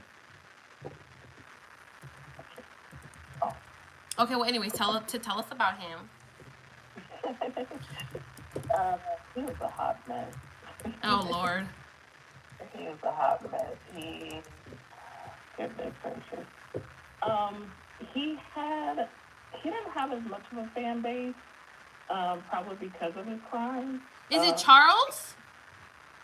No, it's Edward. Are you? Nothing's coming up. I mean, Edward is coming up as Edward. ¿Cómo se llama? Okay, Edward. let me see if I can find it for you. Hold on. Kemper. Nope. That's not one. That's the other one. Yeah. Are they both the same name? Nope. Edward. Edward. What the heck was I putting? Edward. Yeah. Okay, type in cereal. Uh-huh. And then R word. Oh, I'm slow. There you go. I was like, what are you doing? Let's see. Edward Lee Turner. That's him. Oh, yeah. I see. Yeah. There's like 2 pictures of him. Yes. Oh, and God, he looks kind of missing scary. an eye. Yes. He's missing an eye. I can see why you say he's a hot mess. Or he was a hot mess. He is. Oh, my gosh. And the same way, I don't know if they're showing you, like, pictures of where he lived, but his room looked his cell looked just like that. Oh, my God. Now I have to look for his house. Oh, my God. Whoa. It looked just like that. I was like, oh, my God. I mean, he used to give us all kind of problems. He probably still was a handful and give everybody problems. If he liked you, he liked you. If he didn't, he didn't. And that's what you learned about him. Oh, God. And he does not like guys. So, we had to, like, we spend time, like, watching them or monitoring them during our shift. Just making sure, like, they don't fall, make sure they don't commit suicide, just all kind of things, right? So we would do things like that. And if it was a guy that sat on him, he acted a fool that day. Oh, man. That was a long shift. Damn. And he's confined to a chair, so you have to move him yourself. Like, he can help, but he won't. So he do things like try to fall on the floor. Oh, God. Yeah, you have to be ready. He's like, I'm going to need y'all to do your job extra. I'm just going to sit here. That's okay. He would release his bowels anywhere. He didn't care. It was Oh, yeah, he did. He's like, I don't care. Eddie asked about Chester Dwayne Turner. I don't know who that is. He's asking about Chester Dwayne Turner. I don't know who that is. Chester Dwayne? Isn't Chester Turner in San Quentin? I don't know who that is. Let me see who that is. Chester Dwayne. I know Scott Peterson is at that's what I was talking about. Chester Dwayne Turner. That's the one that I was like, is that him? But this is a whole different guy. I know Scott Peterson is at San Quentin. He's at San Quentin, yeah. Damn, girl, you should have went to He San just got Quentin. released off of death row, so they may move him. She never met Charles Manson. No, I didn't work in the Central Valley. I worked up north. I worked in Northern Cal. Girl, you should have went to San Quentin. That would have been the place. I have some friends that work there. I have some friends who work there. You need to tell your friends. They need to let us know. We want to know their stories. I was always very interested in, like, death row. Scott Peterson is at Mule Creek. No way. That's what I say. Yeah, he moved. He's not on death row anymore. No, he's not. I can't believe he's at Mule Creek. You know how many times we tried to get Eric to Mule Creek and they didn't let his ass? But they got Scott Peterson over here. Girl. Yeah, he's not on the road. Is Scott Peterson married? Anybody know? I feel like he has a couple girlfriends. I think he has a girlfriend or some friends or whatever, but I don't think he's married. I'm pretty sure he has a lot of money on his books. Yes. Probably so. Like I say, it's a whole, it's kind of like when your story gets publicized, like, it makes like national attention and stuff like that. That's how they get to know who's in, and then that's when they start writing, and then they go out of their way. Which is part of the reason why he's no longer on death row, because, he got that support from that population, and they'll do what they can to help you. Yeah. Girl, they don't have PC yards anymore. They're all combined. They're all combined. I remember when Eric, the last year, right before, yeah, didn't they combine, they became like level, they combined like level 1, 2. Somebody, freaking Eddie said, I have a pen pal in San Quentin whom had Peterson next to him, and he told me that Scott would receive bags of fan mail from women. I believe that. That's true. I believe that. Yeah, because, I mean, he wasn't like an ugly dude, but I can see why a lot of women would like message him. I mean, not message him, write him. Write him. Send us some money. Well, from what I heard, because like I say, I didn't work at San Quentin, but I had a friend who worked there, and from what she told me, he never came out. He would not come out of his cell, so I don't think he visited anybody, but writing and corresponding, more than likely he did that a lot. He never came out. Oh, that. Not even for a visit? You got to ask your friend, girl. Did he ever have his... Who came to see him? Was it some girls? Was it his mama? Was it his dad? Who? Scott Peterson. Oh. And even the Night Stalker, because the Night Stalker was over there too before he died. Mm-hmm. Yeah. So they would go there, and then, like I say, if you're a lifer or anything like that, you can move anywhere, but, San Quentin is housing for death row. You're not going to go anywhere else other than that. See, oh, man. What other questions do you have, Eddie? Eddie, you have any more questions? Eddie? Let's see. Any other famous peoples? Or I guess what, high profiled? Off of the top of my head, who else was there? Oh, we had a celebrity that was there, but I can't say much about him. Damn it! You said celebrity? Mm-hmm. A guy? Obviously, duh. I'm like, a guy? Damn. What made... Yeah.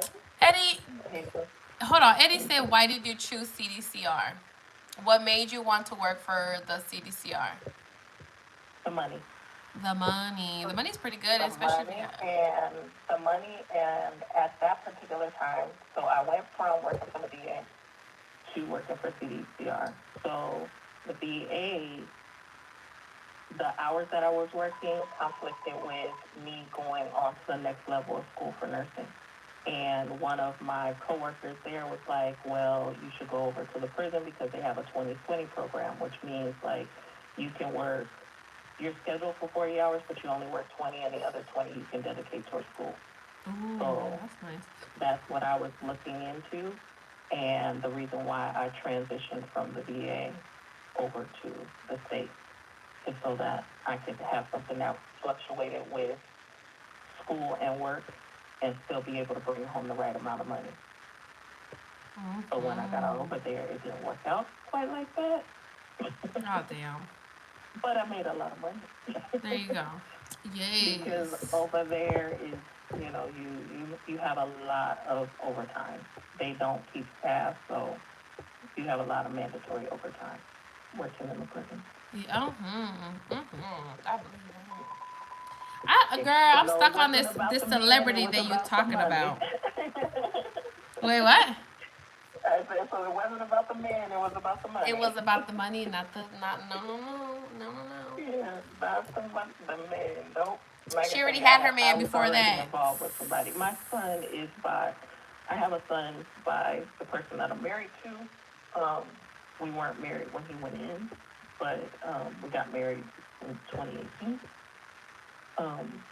And so I was already in a relationship before got over there. Snap. So he was in the prison right next door. Because that's Solano. He's still at Solano. Solano, that's Vacaville? Mm-hmm. That's where I went to go see Eric the first time. Really? So we went in reverse of each other. When you were leaving Solano, going to Salinas, we were opposite, going from Salinas. Yeah. We never got regular visits there. We had like the glass ones. Oh, okay. But girl, I still want to know who this celebrity girl. Did they make you sign one of those? What's it called? What is it called? On the DL. Yeah. I mean, no. What do you call when they're like, oh, you can't talk about this? What is it called? Classified? No, not classified. You know when like celebrities, they'd be like, oh, you know when they be having parties and stuff, they be having people. What's the word of that thing? It's an affidavit, right? No. Oh, NDA. NDA. Yes. Did they make you sign one of those? I mean, I won't disclose his name. I can tell you some things about him. Okay, yes. Because I'm not going to be able to go to sleep, girl. Okay, so it was a professional basketball player. Committed a crime. After he committed another crime? Committed a crime. When they go to certain facilities, like I say, our facility is specifically medical. Is he super, super famous? He's well known. Damn, is it who I think it is? I don't know. Jesus Christ. And I don't even want to say it because I don't even want to say it. I don't even know if that is. Does it start with an O? So when you come in there, like I said, you coming into a facility. So the facility I worked at was medical. So what can I say? Is he still there? I don't know. Okay, hold on. I don't know. Yeah. I'm looking it up. CCR. Damn.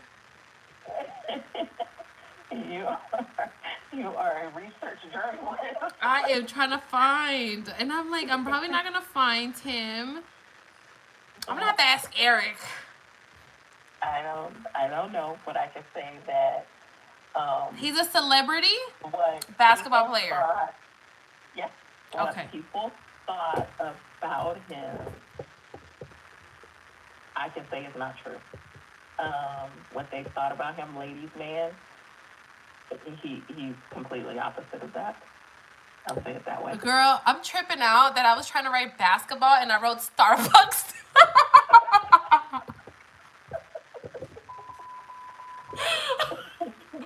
Wow. Okay. Basketball. So I don't know, being there changed his preference, but his preference changed. And he was in a very solid, committed relationship. Ooh, I can't even think. Jesus Christ. Okay. All right. I'm going to have, okay, I have a homework to ask Eric. Maybe he knows, maybe. Oh, Jesus. I just can't, I won't out him because I know he's not out. Damn me. Okay, we're going to have to look this up, y'all. Everybody got homework. Basketball player in CDCR right the hell right now. We're going to have to find this person. She didn't tell us nothing. I would not do anybody like that. That's not the right thing to do. But yeah. Is he a white guy? Is he a black guy? Is he an Asian guy? Is he a Latino? Nope. You already said it, but yeah. I'm going too fast, huh? I'm like, girl, I'm ready. Okay, hold on. Wait a minute, girl. No. Oh, man. Is he old? Not really, no. Do you know what prison he's in? I know which one he was in. I don't know I don't know if he's still in. I haven't looked. I'm like, does he still play basketball? Because it's probably St. Quinn. Because you know St. Quinn got all those extracurricular activities. I actually never seen him out on the yard. So I don't know.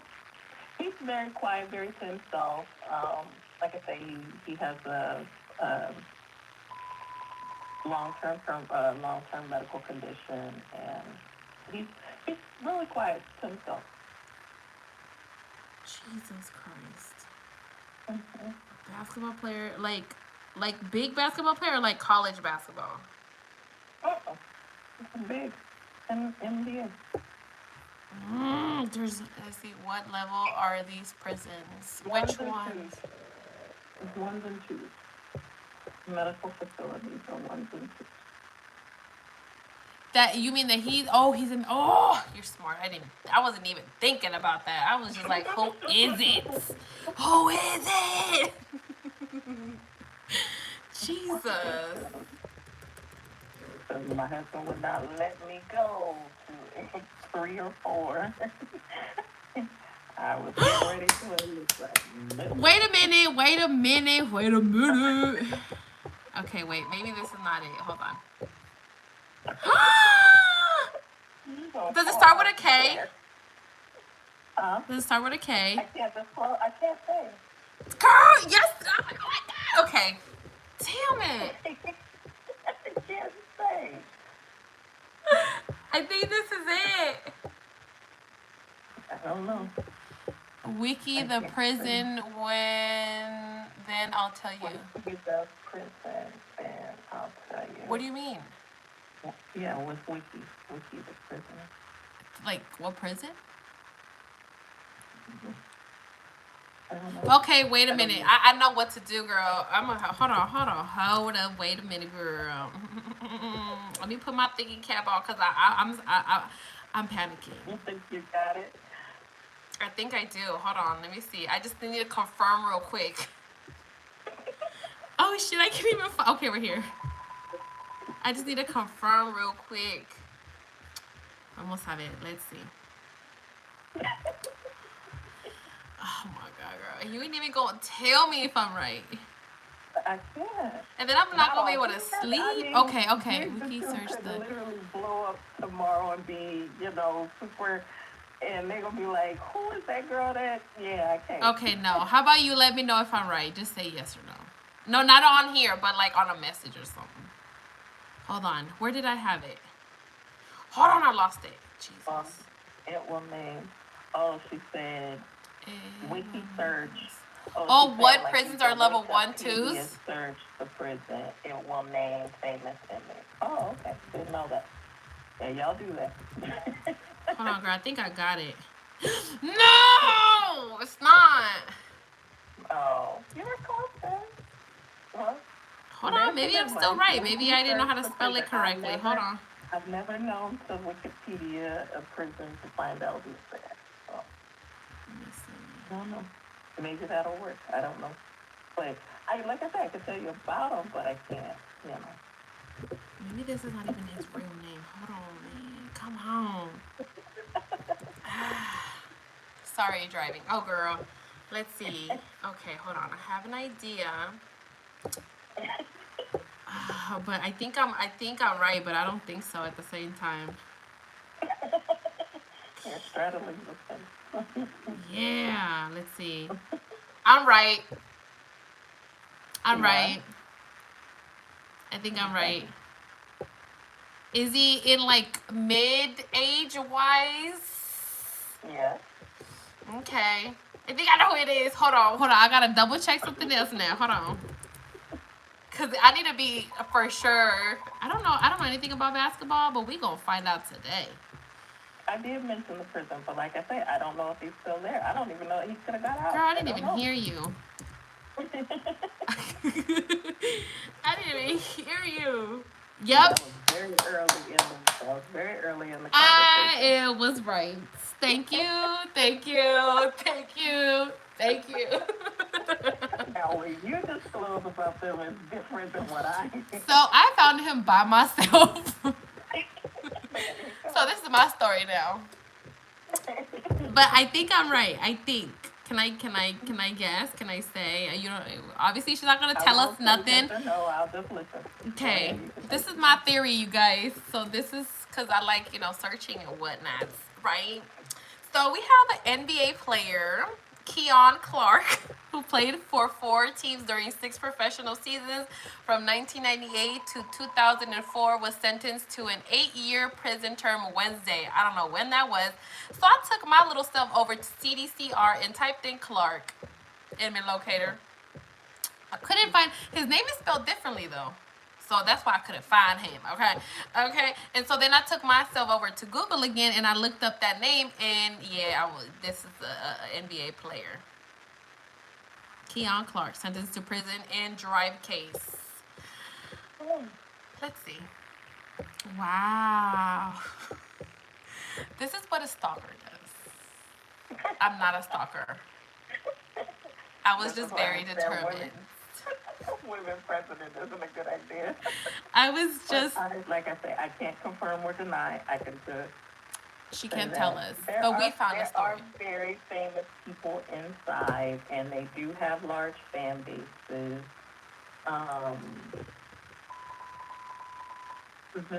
Girl, they is not looking at my videos. So that's okay. You never know. Hopefully they're not. You gonna look up one day and be like, I got 100,000 followers. I'm about to be like, y'all, Qiana Clark needs money, and he is at this prison. Go ahead, send us some money.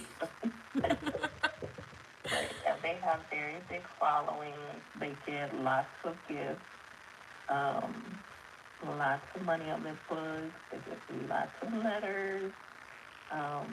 Like I say, some people go into the prison with the mindset that they're going to find somebody. Some of them go in there with no ideas like that at all. They go in and then they just get caught up in the moment. I mean, there's various stories. Yeah. It's a very entertaining world. I can tell you that. It really is. Yeah. Do think it's weird? Think what's weird? He was driving under revocation. What the hell? What did he do though? Nothing? What he do? Nothing? Cool. This guy right here, driving under suspension. That's it? Number of that surely is not. Open alcohol. It says my previous court hearing that he has a problem with alcohol. And Do the CDCR staff think it's weird that these inmates have fan bases? No. Some do. I mean, some do, some don't. I mean, it depends on who you're talking to. True. But for the most part, they're used to it. I mean, once you get somebody on your line, got somebody coming to your facility that has made headlines and all of that, they know that along with that it's going to come with, you know, I don't want to call them groupies, but like groupies. They are. That's what they are, man. They going to come with groupies. So they expect it. They try their best to not fan out themselves, because like I said, some staff will fan out the same way other people will. So they try not to fan out. They try to treat them all the same, but you got some people who can't handle that much pressure. That's true. That is very true. Wow, that was intense. Yeah. It was. I mean, it's interesting. Like I say, being in a medical facility, you're dealing with a lot of mental health. I don't consider myself any better than anybody else in this, or feel like I know it all, or any of that. But I say for anybody getting into these relationships, take them very, very, very, very, very, very slow. Don't believe everything that come out their mouth, because I promise you, I don't know how many times I done heard, oh, my fiance coming up here, my fiance, and then turn around and he's literally sitting there playing with himself, you know, while he's looking at you. And you're like, well, what about your fiance? Jesus Christ. Like, you have to go in there and be very, very stern, because for us as the females, we're what they see constantly. You guys are what they see on the weekend. So, yeah, they'll tell you they so faithful, they're this, they're that, and I promise you they playing back there. Oh man, I wish I had like a fly back there, just so I could hear and see. All of that, yeah. Some of them, I mean, I've seen, and these are like, now I can tell you kind of like off the fan base stuff, but kind of like some serious scenarios that I've seen back there is some guys can't handle the pressure of being back there. So either they resort to drugs or they will self-harm. So I've actually had patients of mine who were self-harming, and I'm like, okay, well, how are you going to explain the fact that you got all these slits on your wrist, you got gashes in your face, you got cuts down down your stomach and all of that, and they literally tell me the lies that they're going to go home and tell their women. So you don't even realize that you're really getting a psychopath coming home to you.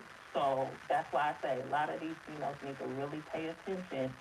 Yeah, it's great, you're listening to it, it's fluff, it's stuff, it's all of that, but realize that you're getting somebody home that you don't know him. You know him, but you don't know him. You know the sensitive side of him, you know the things that you've heard and you bought into the stories, but also understand that there's another side of him that you do not know, that, as they say, you marrying the good and the bad of that person. Exactly. You don't get to pick and choose what side of it you want. You don't get to, I only want the good. I only want to get what I get on Saturday and Sunday or that visit. You might not even ever get that again. Right. So, that's very true. The other side of it, like and I tell people, yeah, you can get into this relationship, but at the same time, know what you're getting yourself into. Don't just jump head over heels. Oh, he's telling me this. He on the phone with me. He doing this. He doing that. He got all the time in the world. Why he back there? When he come home, they ain't the same person. Exactly. They ain't the same amount of time. Exactly. They got no type of time to be dealing with, your questions and your problems and your, yeah. And I put up with you on the phone, and you having a bad day. You fuss at him, and he don't let me off the phone unless we say I love you. That's still not who you get when you get home. Exactly. You fuss and cuss at him when he at home, you might be getting a left hook. That's what I'm saying, and that's why I tell people, like, be real. I was talking about this the other day. I was like, I think women, unless like when we're talking about like women and prison wives, prison girlfriends, I think we forget that these men are actually inmates, because we're like, oh, he's so sensitive. I love him. He's so loving. And I'm like, we kind of forget that they're inmates. Like, they're there for a reason. They're not just there because they stole some candy. You know what I mean? Exactly. So I'm like, be realistic too. Like, this mofo is capable of what, why is he there? He ain't scared. He ain't scared to go to prison because that's where you met his ex. Exactly. Like, you really need to dig deep into what you're getting yourself in and try. I mean, it's still hard trying to learn who you're with. I don't care if it's been 10 years, 15 years, 25 years. It's still going to be some stuff you don't know. Amen to that one. I don't think you ever really know anybody. No. Because you're meeting their representative. You're meeting the presentation that they could put before you. You're not meeting that person. Yeah. They get, yes, they put on their best behavior when they go out and visit. You know why? Because there's prison politics that tell them if you go out there and you mess up visiting not just for yourself, you're messing it up for the whole yard. So now you got to go back and deal with the consequences on the other side of that door. So yes, they put on their best behavior when they end visiting. But you have to know all of that. Exactly. So there's something that, what is it, Judu said, this is all mind-blowing for me. I didn't know this funny business is allowed. It's not supposed to be allowed, but it is. Yeah, Eddie said, yep, yeah, remember what I told you, Carla, on the phone? The 𝒍𝒊𝒄𝒌? You're right. That one?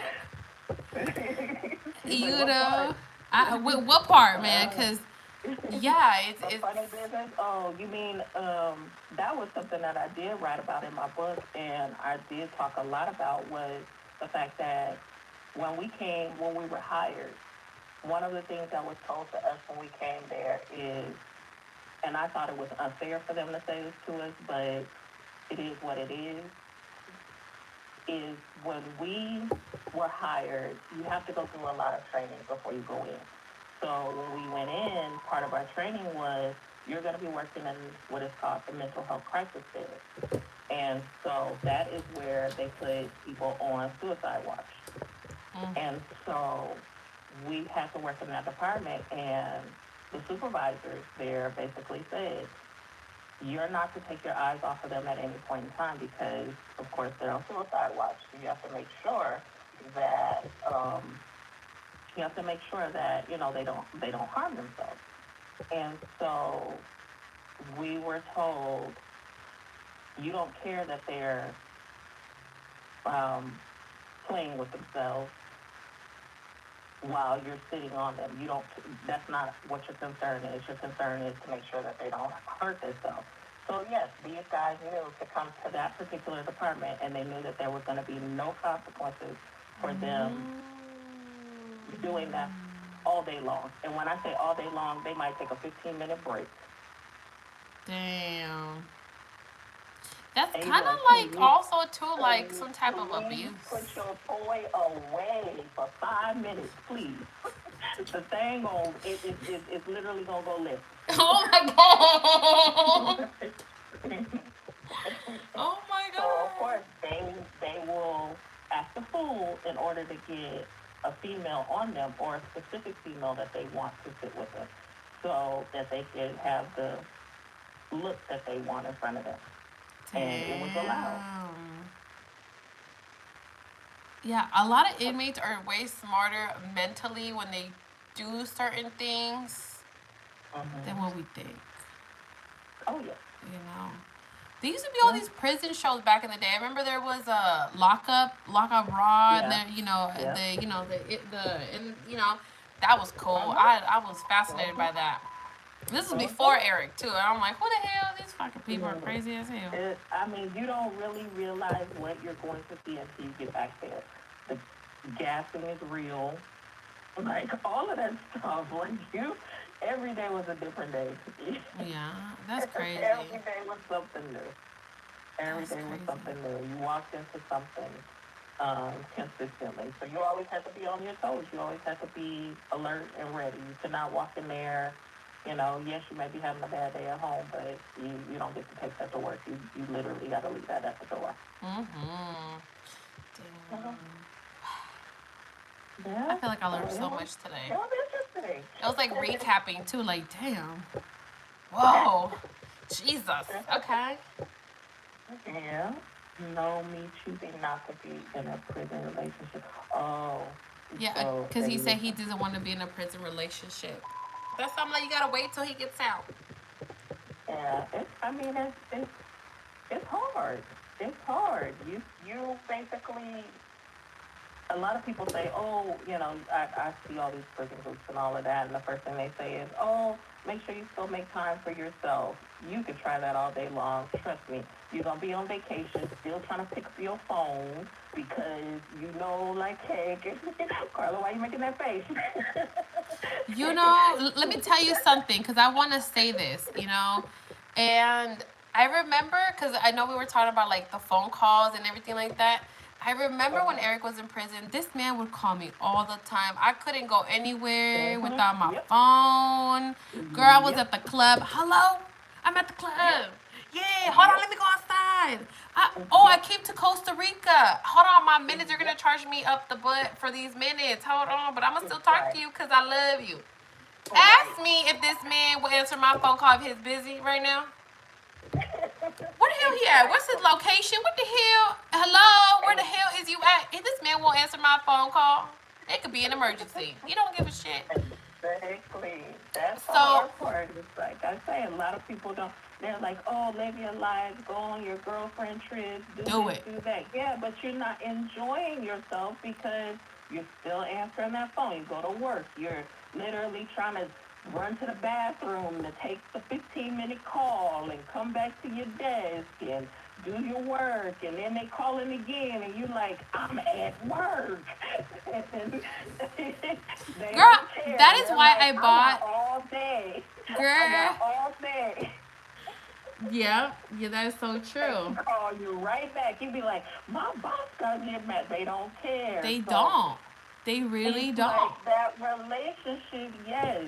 Like I say, understand the strain that comes with it too.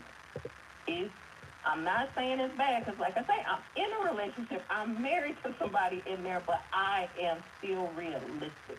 I am still utilizing my common sense along with this relationship. And a lot of people don't do that. They're in, in the fantasy world.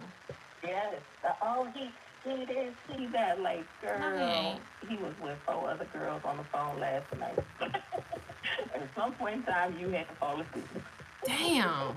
Jesus Christ. It's funny because I recently asked Eric, were you talking to some other girls when you were in prison?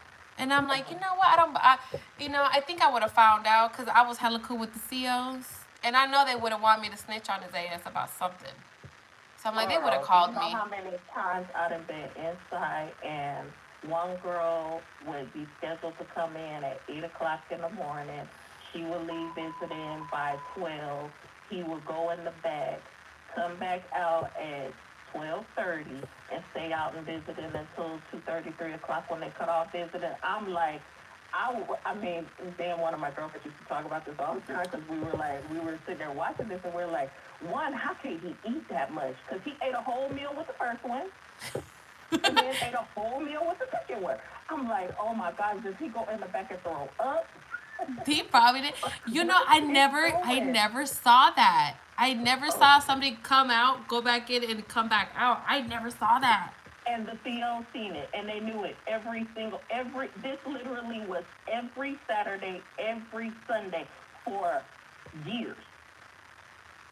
Wow. Years. Not weeks, not days, not months. Years.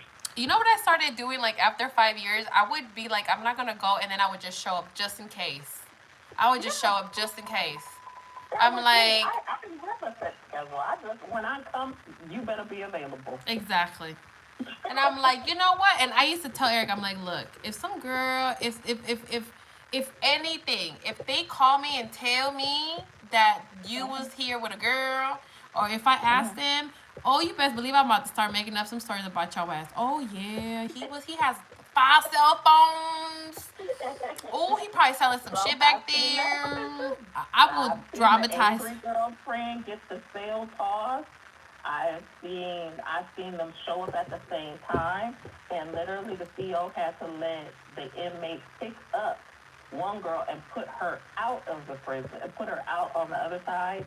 So you've been to Solano before, right? Yes. Have you ever been on the level 3 side or the level 2 side? What's the one at the visiting entrance? Well, see, we didn't get That's like 3 normal. side. Okay, so I could see it from the waiting area. I could see into the visiting room. So then, okay, so you didn't Those take the bars? van around to the other side. The van is on the 2 sides. Okay, so I didn't have to get on a car. No, I was like, I would get processed, go down, and then stay right there. On the level 3 side. Okay, so on the level 3 side, you talking about those? You remember the bars in the inside of the visiting room? That was kind of scary. Yes. Okay, so they have the out of bound area, right? Yes. Okay. Now an inmate ain't supposed to cross into the out of bound area. Exactly. Okay. They literally had to let him go into the out of bound area to pick up the girl and throw her out of the bars. Like, okay, you gotta leave and push her out?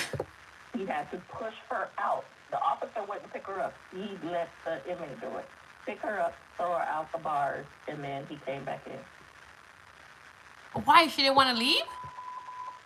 Because the other girl was there. What the hell? 2 of them there at the same time, and they were getting ready to fight in the visiting room. Oh, man, we is not fighting over an inmate. He was already out visiting.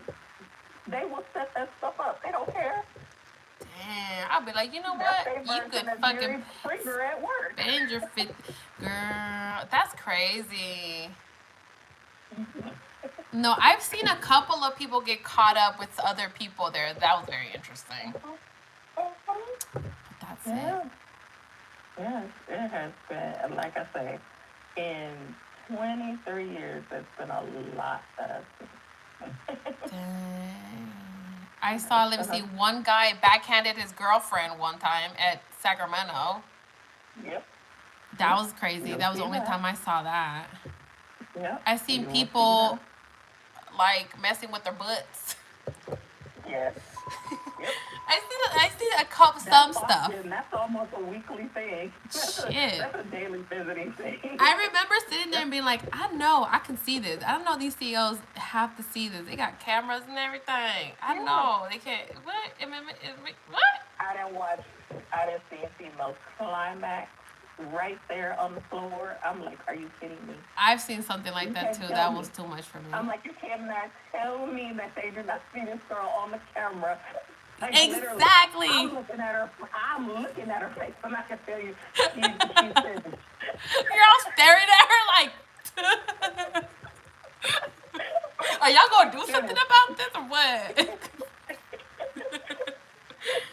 My husband's like, stop it. I'm like, no. Yeah, I used to be like, this is inappropriate. This is unacceptable. I can't believe this is happening right now in front of all these people. All these people. Damn, yeah. You see so much stuff. You know what's going to happen by certain outfits girls will wear. You be like, uh-oh. Oh, today she going to try it today. Yeah, exactly. I remember telling people, like, just by the mood or just by looking at the officers, like, I already knew something was going to happen too. You know, it's crazy when you're, like, visiting so much that you pay attention to so much stuff. There was one time we were there and they went to go do a major sweep. We got locked in the gate intentionally. It was hot as all get up. We could not get out. They broke the gate on purpose so that we couldn't get out. And then they laid them down on the inside.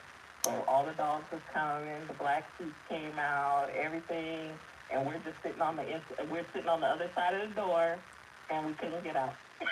We sat there for an hour, just sitting there in that hot sun for an hour, waiting on them to finish doing their search. Damn. I would have been so mad. Like, what the hell? I was like, I want to go. Let me get to my car. That's all I want to do. Damn. Yeah. Like I said, I know you don't miss those things. You know, sometimes I do. Just going to visit and, like, being hella nosy with all the COs. I miss that part. But other than that, no, you know. Right. Yeah. Like I say, then you have the females. Oh, the CO is my friend. Yeah, until you bring some contraband in here. Exactly. And then about, well, he ain't my friend because he ain't helping me out. Nope. He has to go ahead and hook you up. They don't see us as friends. Not at all. It's their job or your visit. Exactly. They're getting paid way too much money. Exactly. They get paid more than the nurses, so trust me, they ain't giving up that check.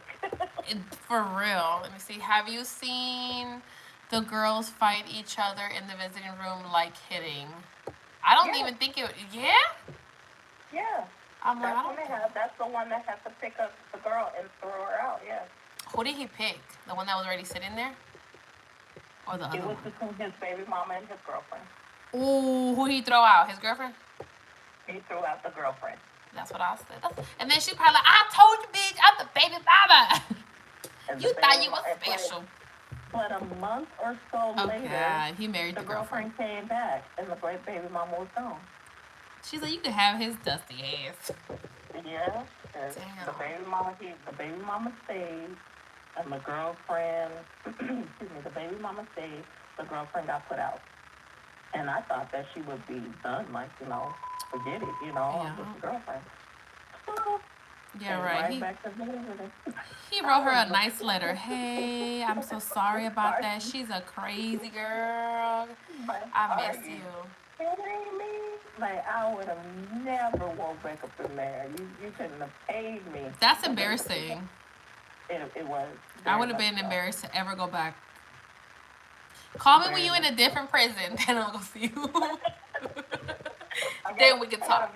You on the under. Exactly. Shit, that would be so embarrassing. No, like I said, That's crazy. it's crazy. Damn. It's crazy. You see a lot. So yes, there have been those moments. I mean, you see everything. The visiting room is like a big old fishbowl. And that's what I call it. It's a fishbowl because everything is on display. That is true. In them kindergarten-ass tables. Oh, you know how many times I hit my damn shin on them damn tables? It hurts so bad. On them kindergarten-ass table and them kindergarten-ass chairs. It's like, we are grown people. Can y'all please get some normal-size equipment up in here? Exactly. The ones in Selena's were like lower than your knees, so they were horrible. Yes. Girl, that's Sitting crazy. down and literally, you like, do I cross my legs? Do I not? Do I sit with my legs open? Like, I thought I was the only one that had issues sitting down. Oh man, and those chairs are so uncomfortable too. I remember I'm like, what do I wear? I'm gonna wear sweats because if I wear jeans, like I'm gonna eat a lot, and then they're gonna be digging in my stomach, and I'm gonna look weird, girl. And there was so many like debates of what I was gonna wear because of them damn chairs. Yes. You literally pull out your prison clothes. Yeah. And you have a section of just, this is what I wear for the prison. I was like, I'm not trying to look cute. You should be thankful that I'm here. And I woke up on time. I woke up on time and I made it here. Exactly, because I almost did not the come. process of getting in, and today this one has an attitude affair, so it's a lot harder to get in here than it is normally. Jesus, Yes, the stuff that we go amazing. through. For love. And give yourself time, even if you do like them, give yourself time. Enjoy your freedom for a little while, because once you locked in, you locked in. That's for sure. Shit. Enjoy your freedom as long as you can, because like I say, you become a part of the sentence, and that is the truth. I don't care how anybody try to sugarcoat it for you or anything like that. You become a part of that sentence. You do. So see, that's why I'm over here like we did 6 years over here, and I did too, and we was over here. We was at the visiting. Like we were at this facility. And I was like, and I wasn't even in court when this happened. Right. But somehow we become, we are attached now to that sentence. You do the time with them. You do the time with them. Yeah, it is no longer their sentence, it is our sentence. Exactly. And then you become a lawyer. Exactly, and I did that too. I jumped in, looking in the case, the trial transcripts, fighting the case. Oh, that's a girl. That's how you know. That's how you know when everybody starts talking to somebody, when they start throwing you the, but you know he might get out earlier. Yes. Hey, you know, AB38, whatever it's called, he might come out sooner. And I'm like, okay, so have they been programming? Like, have they done, how much good time do they have? Because they got to have that. Like, you start asking those questions. Oh, well, he got 4 cell phones. Well, honey, he ain't coming home. Oh, he just got busted with a 4 cell phone. So let's stop having this conversation, because literally you just already told me, without saying it, that he ain't coming home. Exactly. And I think California, I'm not really sure, but are they still charging if they have cell phones? Yep. Yeah, it's 2 years, right? 2 to 3. Yeah, see? Yeah. Well, they be saying, oh, yeah, my man said, stop listening to me. Your man is listening to jailhouse talk just like Exactly. He ain't read none of the laws. He's just listening to what his belly told him. And his belly don't know either. Exactly. He done heard it from somebody else that was talking to somebody else. From each other. They ain't sat down and they heard it from somebody. Well, he told me, girl. That's true. Be That like, is very read true. his letter. He barely can write. How did he read it? True. True. That is so true. What the fuck was you trying to say in this word right here? I didn't get it. Carla, I'm sorry. I'm gonna have all your listeners like, I don't like her. It's okay, girl, because some people don't like me either, because I be talking too much shit. Because it's the truth. It is. Everybody does.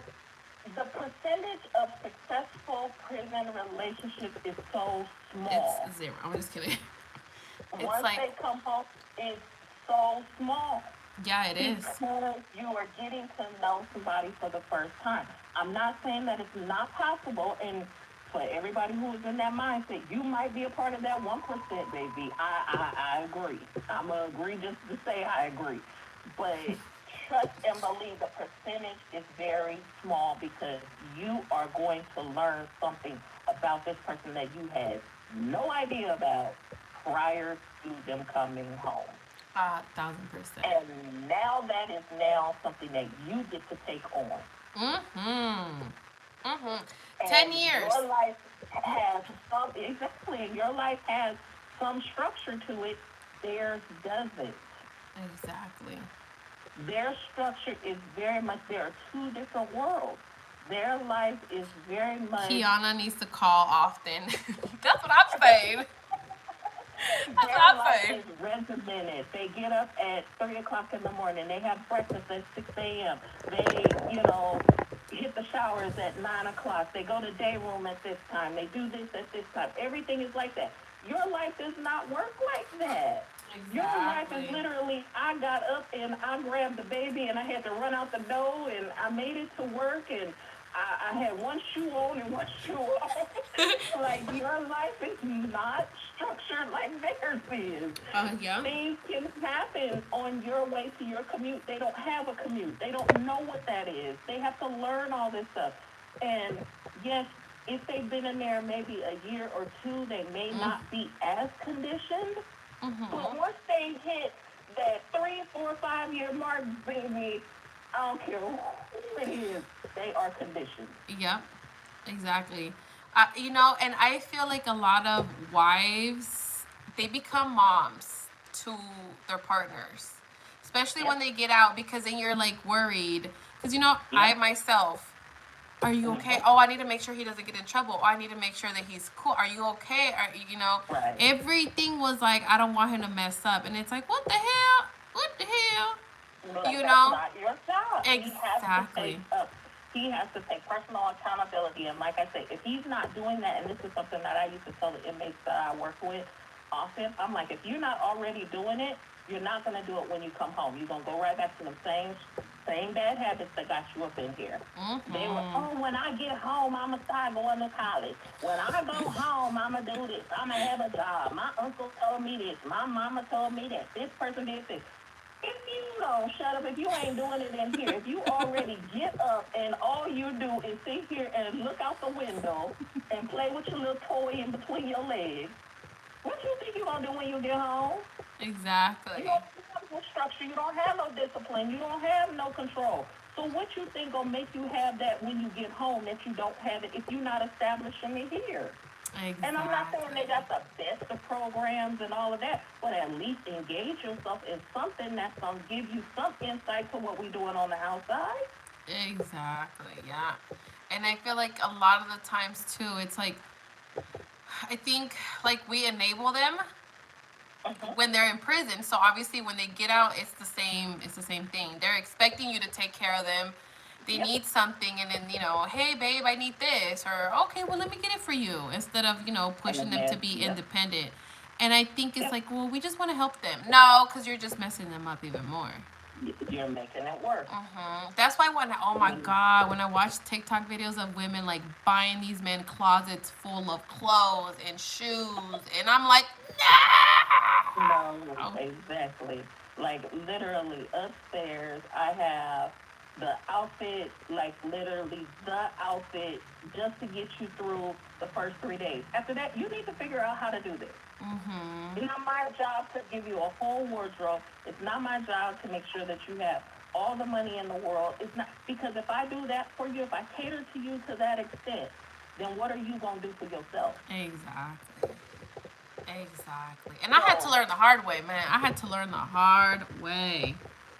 And Yeah, it's not, I mean, yeah. he's been out for 3 years A and lot we're of, I mean, barely a like lot of us learning how to do do. things correctly. Yeah, a lot of us do. I learned a lot just listening. I've followed you on Instagram. I've heard you on YouTube. So I mean, I've learned some stuff from you. I'm like, oh, maybe I shouldn't do that. You know, oh, you learned. I mean, it's you know, we teach each other. We see Exactly. what goes on, what can happen, what to do, and what not to do. Exactly. But a lot of times we also get in our own way by giving ourselves this excuse of it's not going to happen to me like that. Okay. And then you end up in the same boat going, well, it happened to me like that. Exactly. It's like, don't ever say never because you never know, you know? You don't can know. have the best, I mean, for me personally, I still say this, the best relationship in those 10 years. But there's a lot of things about Eric I didn't know, and there's a lot of things he didn't know about me. He didn't know that I was this annoying, you know what I mean? And Absolutely. we talk about this, it's like, you know, him getting out, it's like we had to learn about each other, and we're two different people, because obviously just like he showed me who he wanted to show me, I showed him who I wanted him to see, girl, not the crazy side. We're showing each other the representative. Exactly. Even with, I have friends and stuff who go to family visits. They're like, oh, a family visit, it's the best. I'm like, he's still on his best behavior. Exactly. You're on your best behavior. You ain't telling him, oh, well, I don't keep a clean house. When you go over there, you clean it up. Oh, not me, girl. I was made. Girl, I try to be as honest. I'm like, dude, I don't clean. I need my place to feel like I live here. Don't touch nothing. If I leave it on the floor, don't pick it up, sir. Because I need to feel like I live here for a couple hours. But no, yeah, you know. They put that fake facade on. When they get there, I cook every day, and then when they get home, it's like, well, why you haven't cooked like you did when I was in the family visit? It's like, well, I don't have time. I'm tired. It's like, okay, well, you were showing him the representative. You were showing him that you were gonna make those 3 square meals a day, and you were gonna do this. And then when you get home, that's not who you really are. Exactly. Your kids can say they're like, Mama don't cook. Exactly. So I think it goes, you know, both ways. Like we show each other, you know, what's the best. Plus, you only have 15 minutes to talk, you know, so it's kind of like, what the hell's my dog doing? What the hell? She is over there. I don't know what she's doing. But, you know, and so that's why I'm like, it's important to be realistic. Like, remember these are inmates. Remember they're capable of everything and anything. You're going to learn about them again when they get out, and just be ready, because also remember too, you're talking about a person that was away for so long. They want to live their lives. They want to go out. They want to make friends. They want to do things. Because then, you know, you got to put yourself in that situation. What if it was you? Girl, I want to party. I want to go out. Let me have like 5 boyfriends, okay? That's what I would want to do. I want to spend time with people. So I'm like, why wouldn't they want that, you know? Right. They're coming out from... all of these females, I'm like, look here, take care of yourself. Like I say, I worked on a medical unit. And yes, he is fine. And yes, he looks good. But honey, please take him to the doctor and find out his truth. Find out his truth. Because if we pass him certain medications in there, he ain't who you think he is. Damn, girl. Why did I not think about that? How do we get medical records from the fucking CD store? Can we get medical records? But that's all. He has to authorize it. Damn it. It's just like being on the outside. It's considered confidential. It's considered confidential, so, you know, you can't violate HIPAA laws in order to find stuff out. That's why I say just take them to be like, look, we doing a health and wellness check before we go lay down, because... Yeah, exactly. What is this? Some guys go in there clean as a whistle. They don't come out clean as a whistle. Eddie said, do you guys get a lot of HIV positive inmates? Yes. We get them once they get there. They come in without it, and then when they get there, they end up with it, and then we take care of them once they get it. That is scary. That's what I was saying about the player earlier. About the what? About the player? About the player. I think we found out who it was. Maybe I didn't.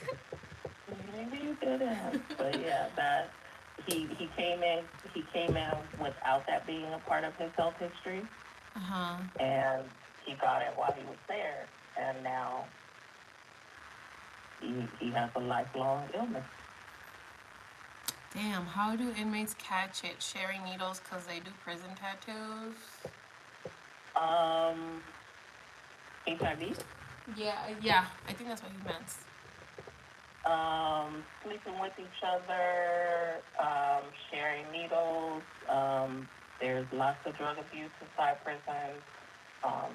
Same ways they get it on the street. Oh, why the heck did I just get like that? Yep, I think that is like one of my, always tell people, ask about their substance abuse before they went to prison. You know, because that's something. I mean, I was with this dude for what, 10 years, and I would have never guessed he was. I'm a little slow, but I think sometimes we just don't really see the things as what they really are. We just kind of like, whatever, you know. And then when they get out, you get slapped. It is very high rate. Drug use inside the prison is a very, very high rate. Very high rate. At this point, just assume everybody's doing it, okay? And just Pretty go from much, there. because you don't know. Exactly. If it's not drugs, it's drinking. So there's going to be some substance abuse at some point in time. That's why NA and AA are so important inside prisons, why they try to bring that program into every facility, because it is so common. Like I say, it's not just, as we found out through the whole COVID experience, it's not just the outsiders bringing it in. It's the COs, they carry it. You know, it's the staff, they carry it. The nurses, the doctors, they carry it and bring it in there. So it's very rampant. Like I say, the influence that happens while you're working there. You know, there's money being exchanged at every level, and even though you might be getting paid six figures to work there, does not mean you don't want an extra $5,000 or $10,000 on top of that. Damn. Exactly. And then, you know, it's the same one with the cell phones. Cell phones is very, very high contraband, but you literally see people buying phones for $8,000 and $10,000. I'm like, that phone ain't even $8,000 to $10,000 on the street. That's how much they're going for? Yes. What, an iPhone? iPhone, Android, you name it. Damn. The cheapest, ugliest phone goes for thousands of dollars. I remember a flip phone was like $1,000.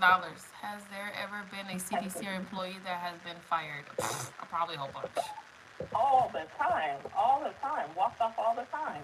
All the way from the doctors to the COs to the nurses to the janitors to the maintenance man, you name it. Yeah, they've had full operations where literally you could get 5 or 6 staff members fired all at one time. That's crazy. Prisons have had sex operations, they've had drug operations. There's all kind of stuff that go on in there. That's crazy. But it happens. Yeah. But it happens. That's thing. It is very, very common. Like I say, the things that you hear, and you hear the whispers and the things, people saying, and when you're talking to an inmate, don't believe that stuff, it ain't true. They're lying. Or, that ain't true, that don't. No, if they telling you that it ain't happening, they are lying to you to try to keep you off their tail. Exactly. Because it surely is happening. At least let them they should be honest enough to say it's happening, but it's not happening with me. Maybe that'd be different, but to literally sit there and say it's not happening is a bold face. Yeah, and they good liars too. Bold face liars. Like I say, I've seen so many different to end, okay. But whatever. He's probably got a friend out here watching this, like, tell her to shut up. Man, he's probably. What time is it? Like 11. No. Oh my God. Oh, he texted me. Yeah. Oh shit. No wonder he's calling me. But damn, that's crazy. We need you to call in more often, girl. I mean, I will try to go live every Friday. I be trying. What was I gonna do with you? I had heard the marriage story or something like that. I think on your podcast. I don't think I'll call her one day and we can go over the marriage story. Because my wedding story was a good one. I will say that. I didn't wear the sweats and the jeans. I actually wore a wedding dress. It was nice, but of course I want bigger, better. Exactly. Do you share, like, do you have a social media platform where you like talk about all your story and stuff like that? No Shame Prison Wives on Instagram. Oh, hold on, let me write this down. Maybe I follow you already, but I forget everything. So No Shame Prison Wives. Prison Wives. On Instagram. And it's okay if I like put your Instagram on the bio here. Sure, that's fine. They're gonna be like, who is she anyway? Because she knows too much. That's okay. No, that's our friend right there. That's our friend. They're gonna be on my DMs telling them, who is that basketball player? For real. They're gonna be like, who is it? Is it this? Is it that? She ain't gonna tell none of y'all, so don't ask her. I'm not at all. Sorry. That's too much info. I gave y'all names of the people I'm willing to give you names on. She was like, I'll tell you something about it, but not who it is. Yeah. And that's just more so, like I say, so people be cognizant of what they're getting themselves into. Because, like I said, we all have this vision in our mind that our relationship is perfect and it's indestructible and all of that. But reality is, you still don't know who that person is. You know, even if you know, a lot of people go, well, what about the married while incarcerated versus the I've been with him before he got locked up? Prison don't change him. I've been saying that. Yeah, prison is gonna change him. So even if you knew him before and he gets locked up later, it's still not to say that you're going to get that same person when they come out on the other side. And things could have happened inside the prison that changes his mindset. Exactly. That's what I was saying. I was telling people, I'm like, dude, if us that we're in the outside world, as we get older, we change our minds, we grow, we change our thinking. I'm like, why don't you guys think that people in prison don't change? Exactly. You know, their environment is different now. Their ways of thinking is different, you know? Yeah. So, how they survive is different. Exactly. Yeah. So all of those things are going to be factors that is going to change that person from who you knew when they were out to who they are when you get them out on the other side. Yeah, exactly. Woo! This was a deep one today. I like it. Wow. Yes. Well, I'm glad you took my call, and I hope I gave you guys some insight, you know, and things to think about, and, you know. You know Eddie's going to have a bunch of questions next time. Say, Eddie, I hope I entertained you. You know? He's going to be like, I need more information regarding these other people. Eddie, you can reach out to me directly. Everybody go follow her on No Shame Prison Wife. Instagram? Yep, on Instagram, on IG, you guys. You know Eddie's about to go send you a DM right now. So, who was the basketball player? That's funny. Well, I appreciate you calling, and I do hope you come, you know, often, and you come and call. Yeah, when I'm not working, I try to catch the episodes again. And they're interesting. You're doing well. Thank you. I try, you know, because I feel like if we can share our stories, maybe we can learn something from them. instead of just complaining about something or obsessing, talking about the person that we're talking to. You know? Right. And how my man is sending me money and your man ain't doing shit. You know what I mean? I hate those videos, and I'm like, maybe if we just share our stories, maybe somebody can learn something, take something from it. Right. And actually, and I think those programs like Love and Lockup, I think that they give us a bad, a bad reputation. Not to say that it's all fake, and it's not. To say some of it is true, yes. To say some of it is drama and set up by the producers, of course. All of those things are all in consideration, but I think that it doesn't tell the full story. Yeah, exactly. I think it gives us one version of it, and like I say, then you have these social media groups, and you have a lot of people who put on presentations like their relationships are perfect, so you have that. And like I say, these are very much, there isn't a whole lot of difference between prison relationships and traditional relationships, because traditional relationships suffer in the same capacity that, incarcerated relationships suffer.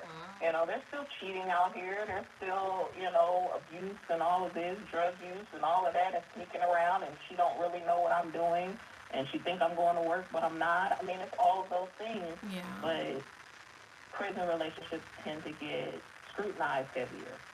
Oh, girl, you must got some mental health issue, or you must have low self-esteem. You must ain't got a job. We get stereotyped with all kinds of stuff, and it's like, I don't fit under any category that you just gave. Exactly.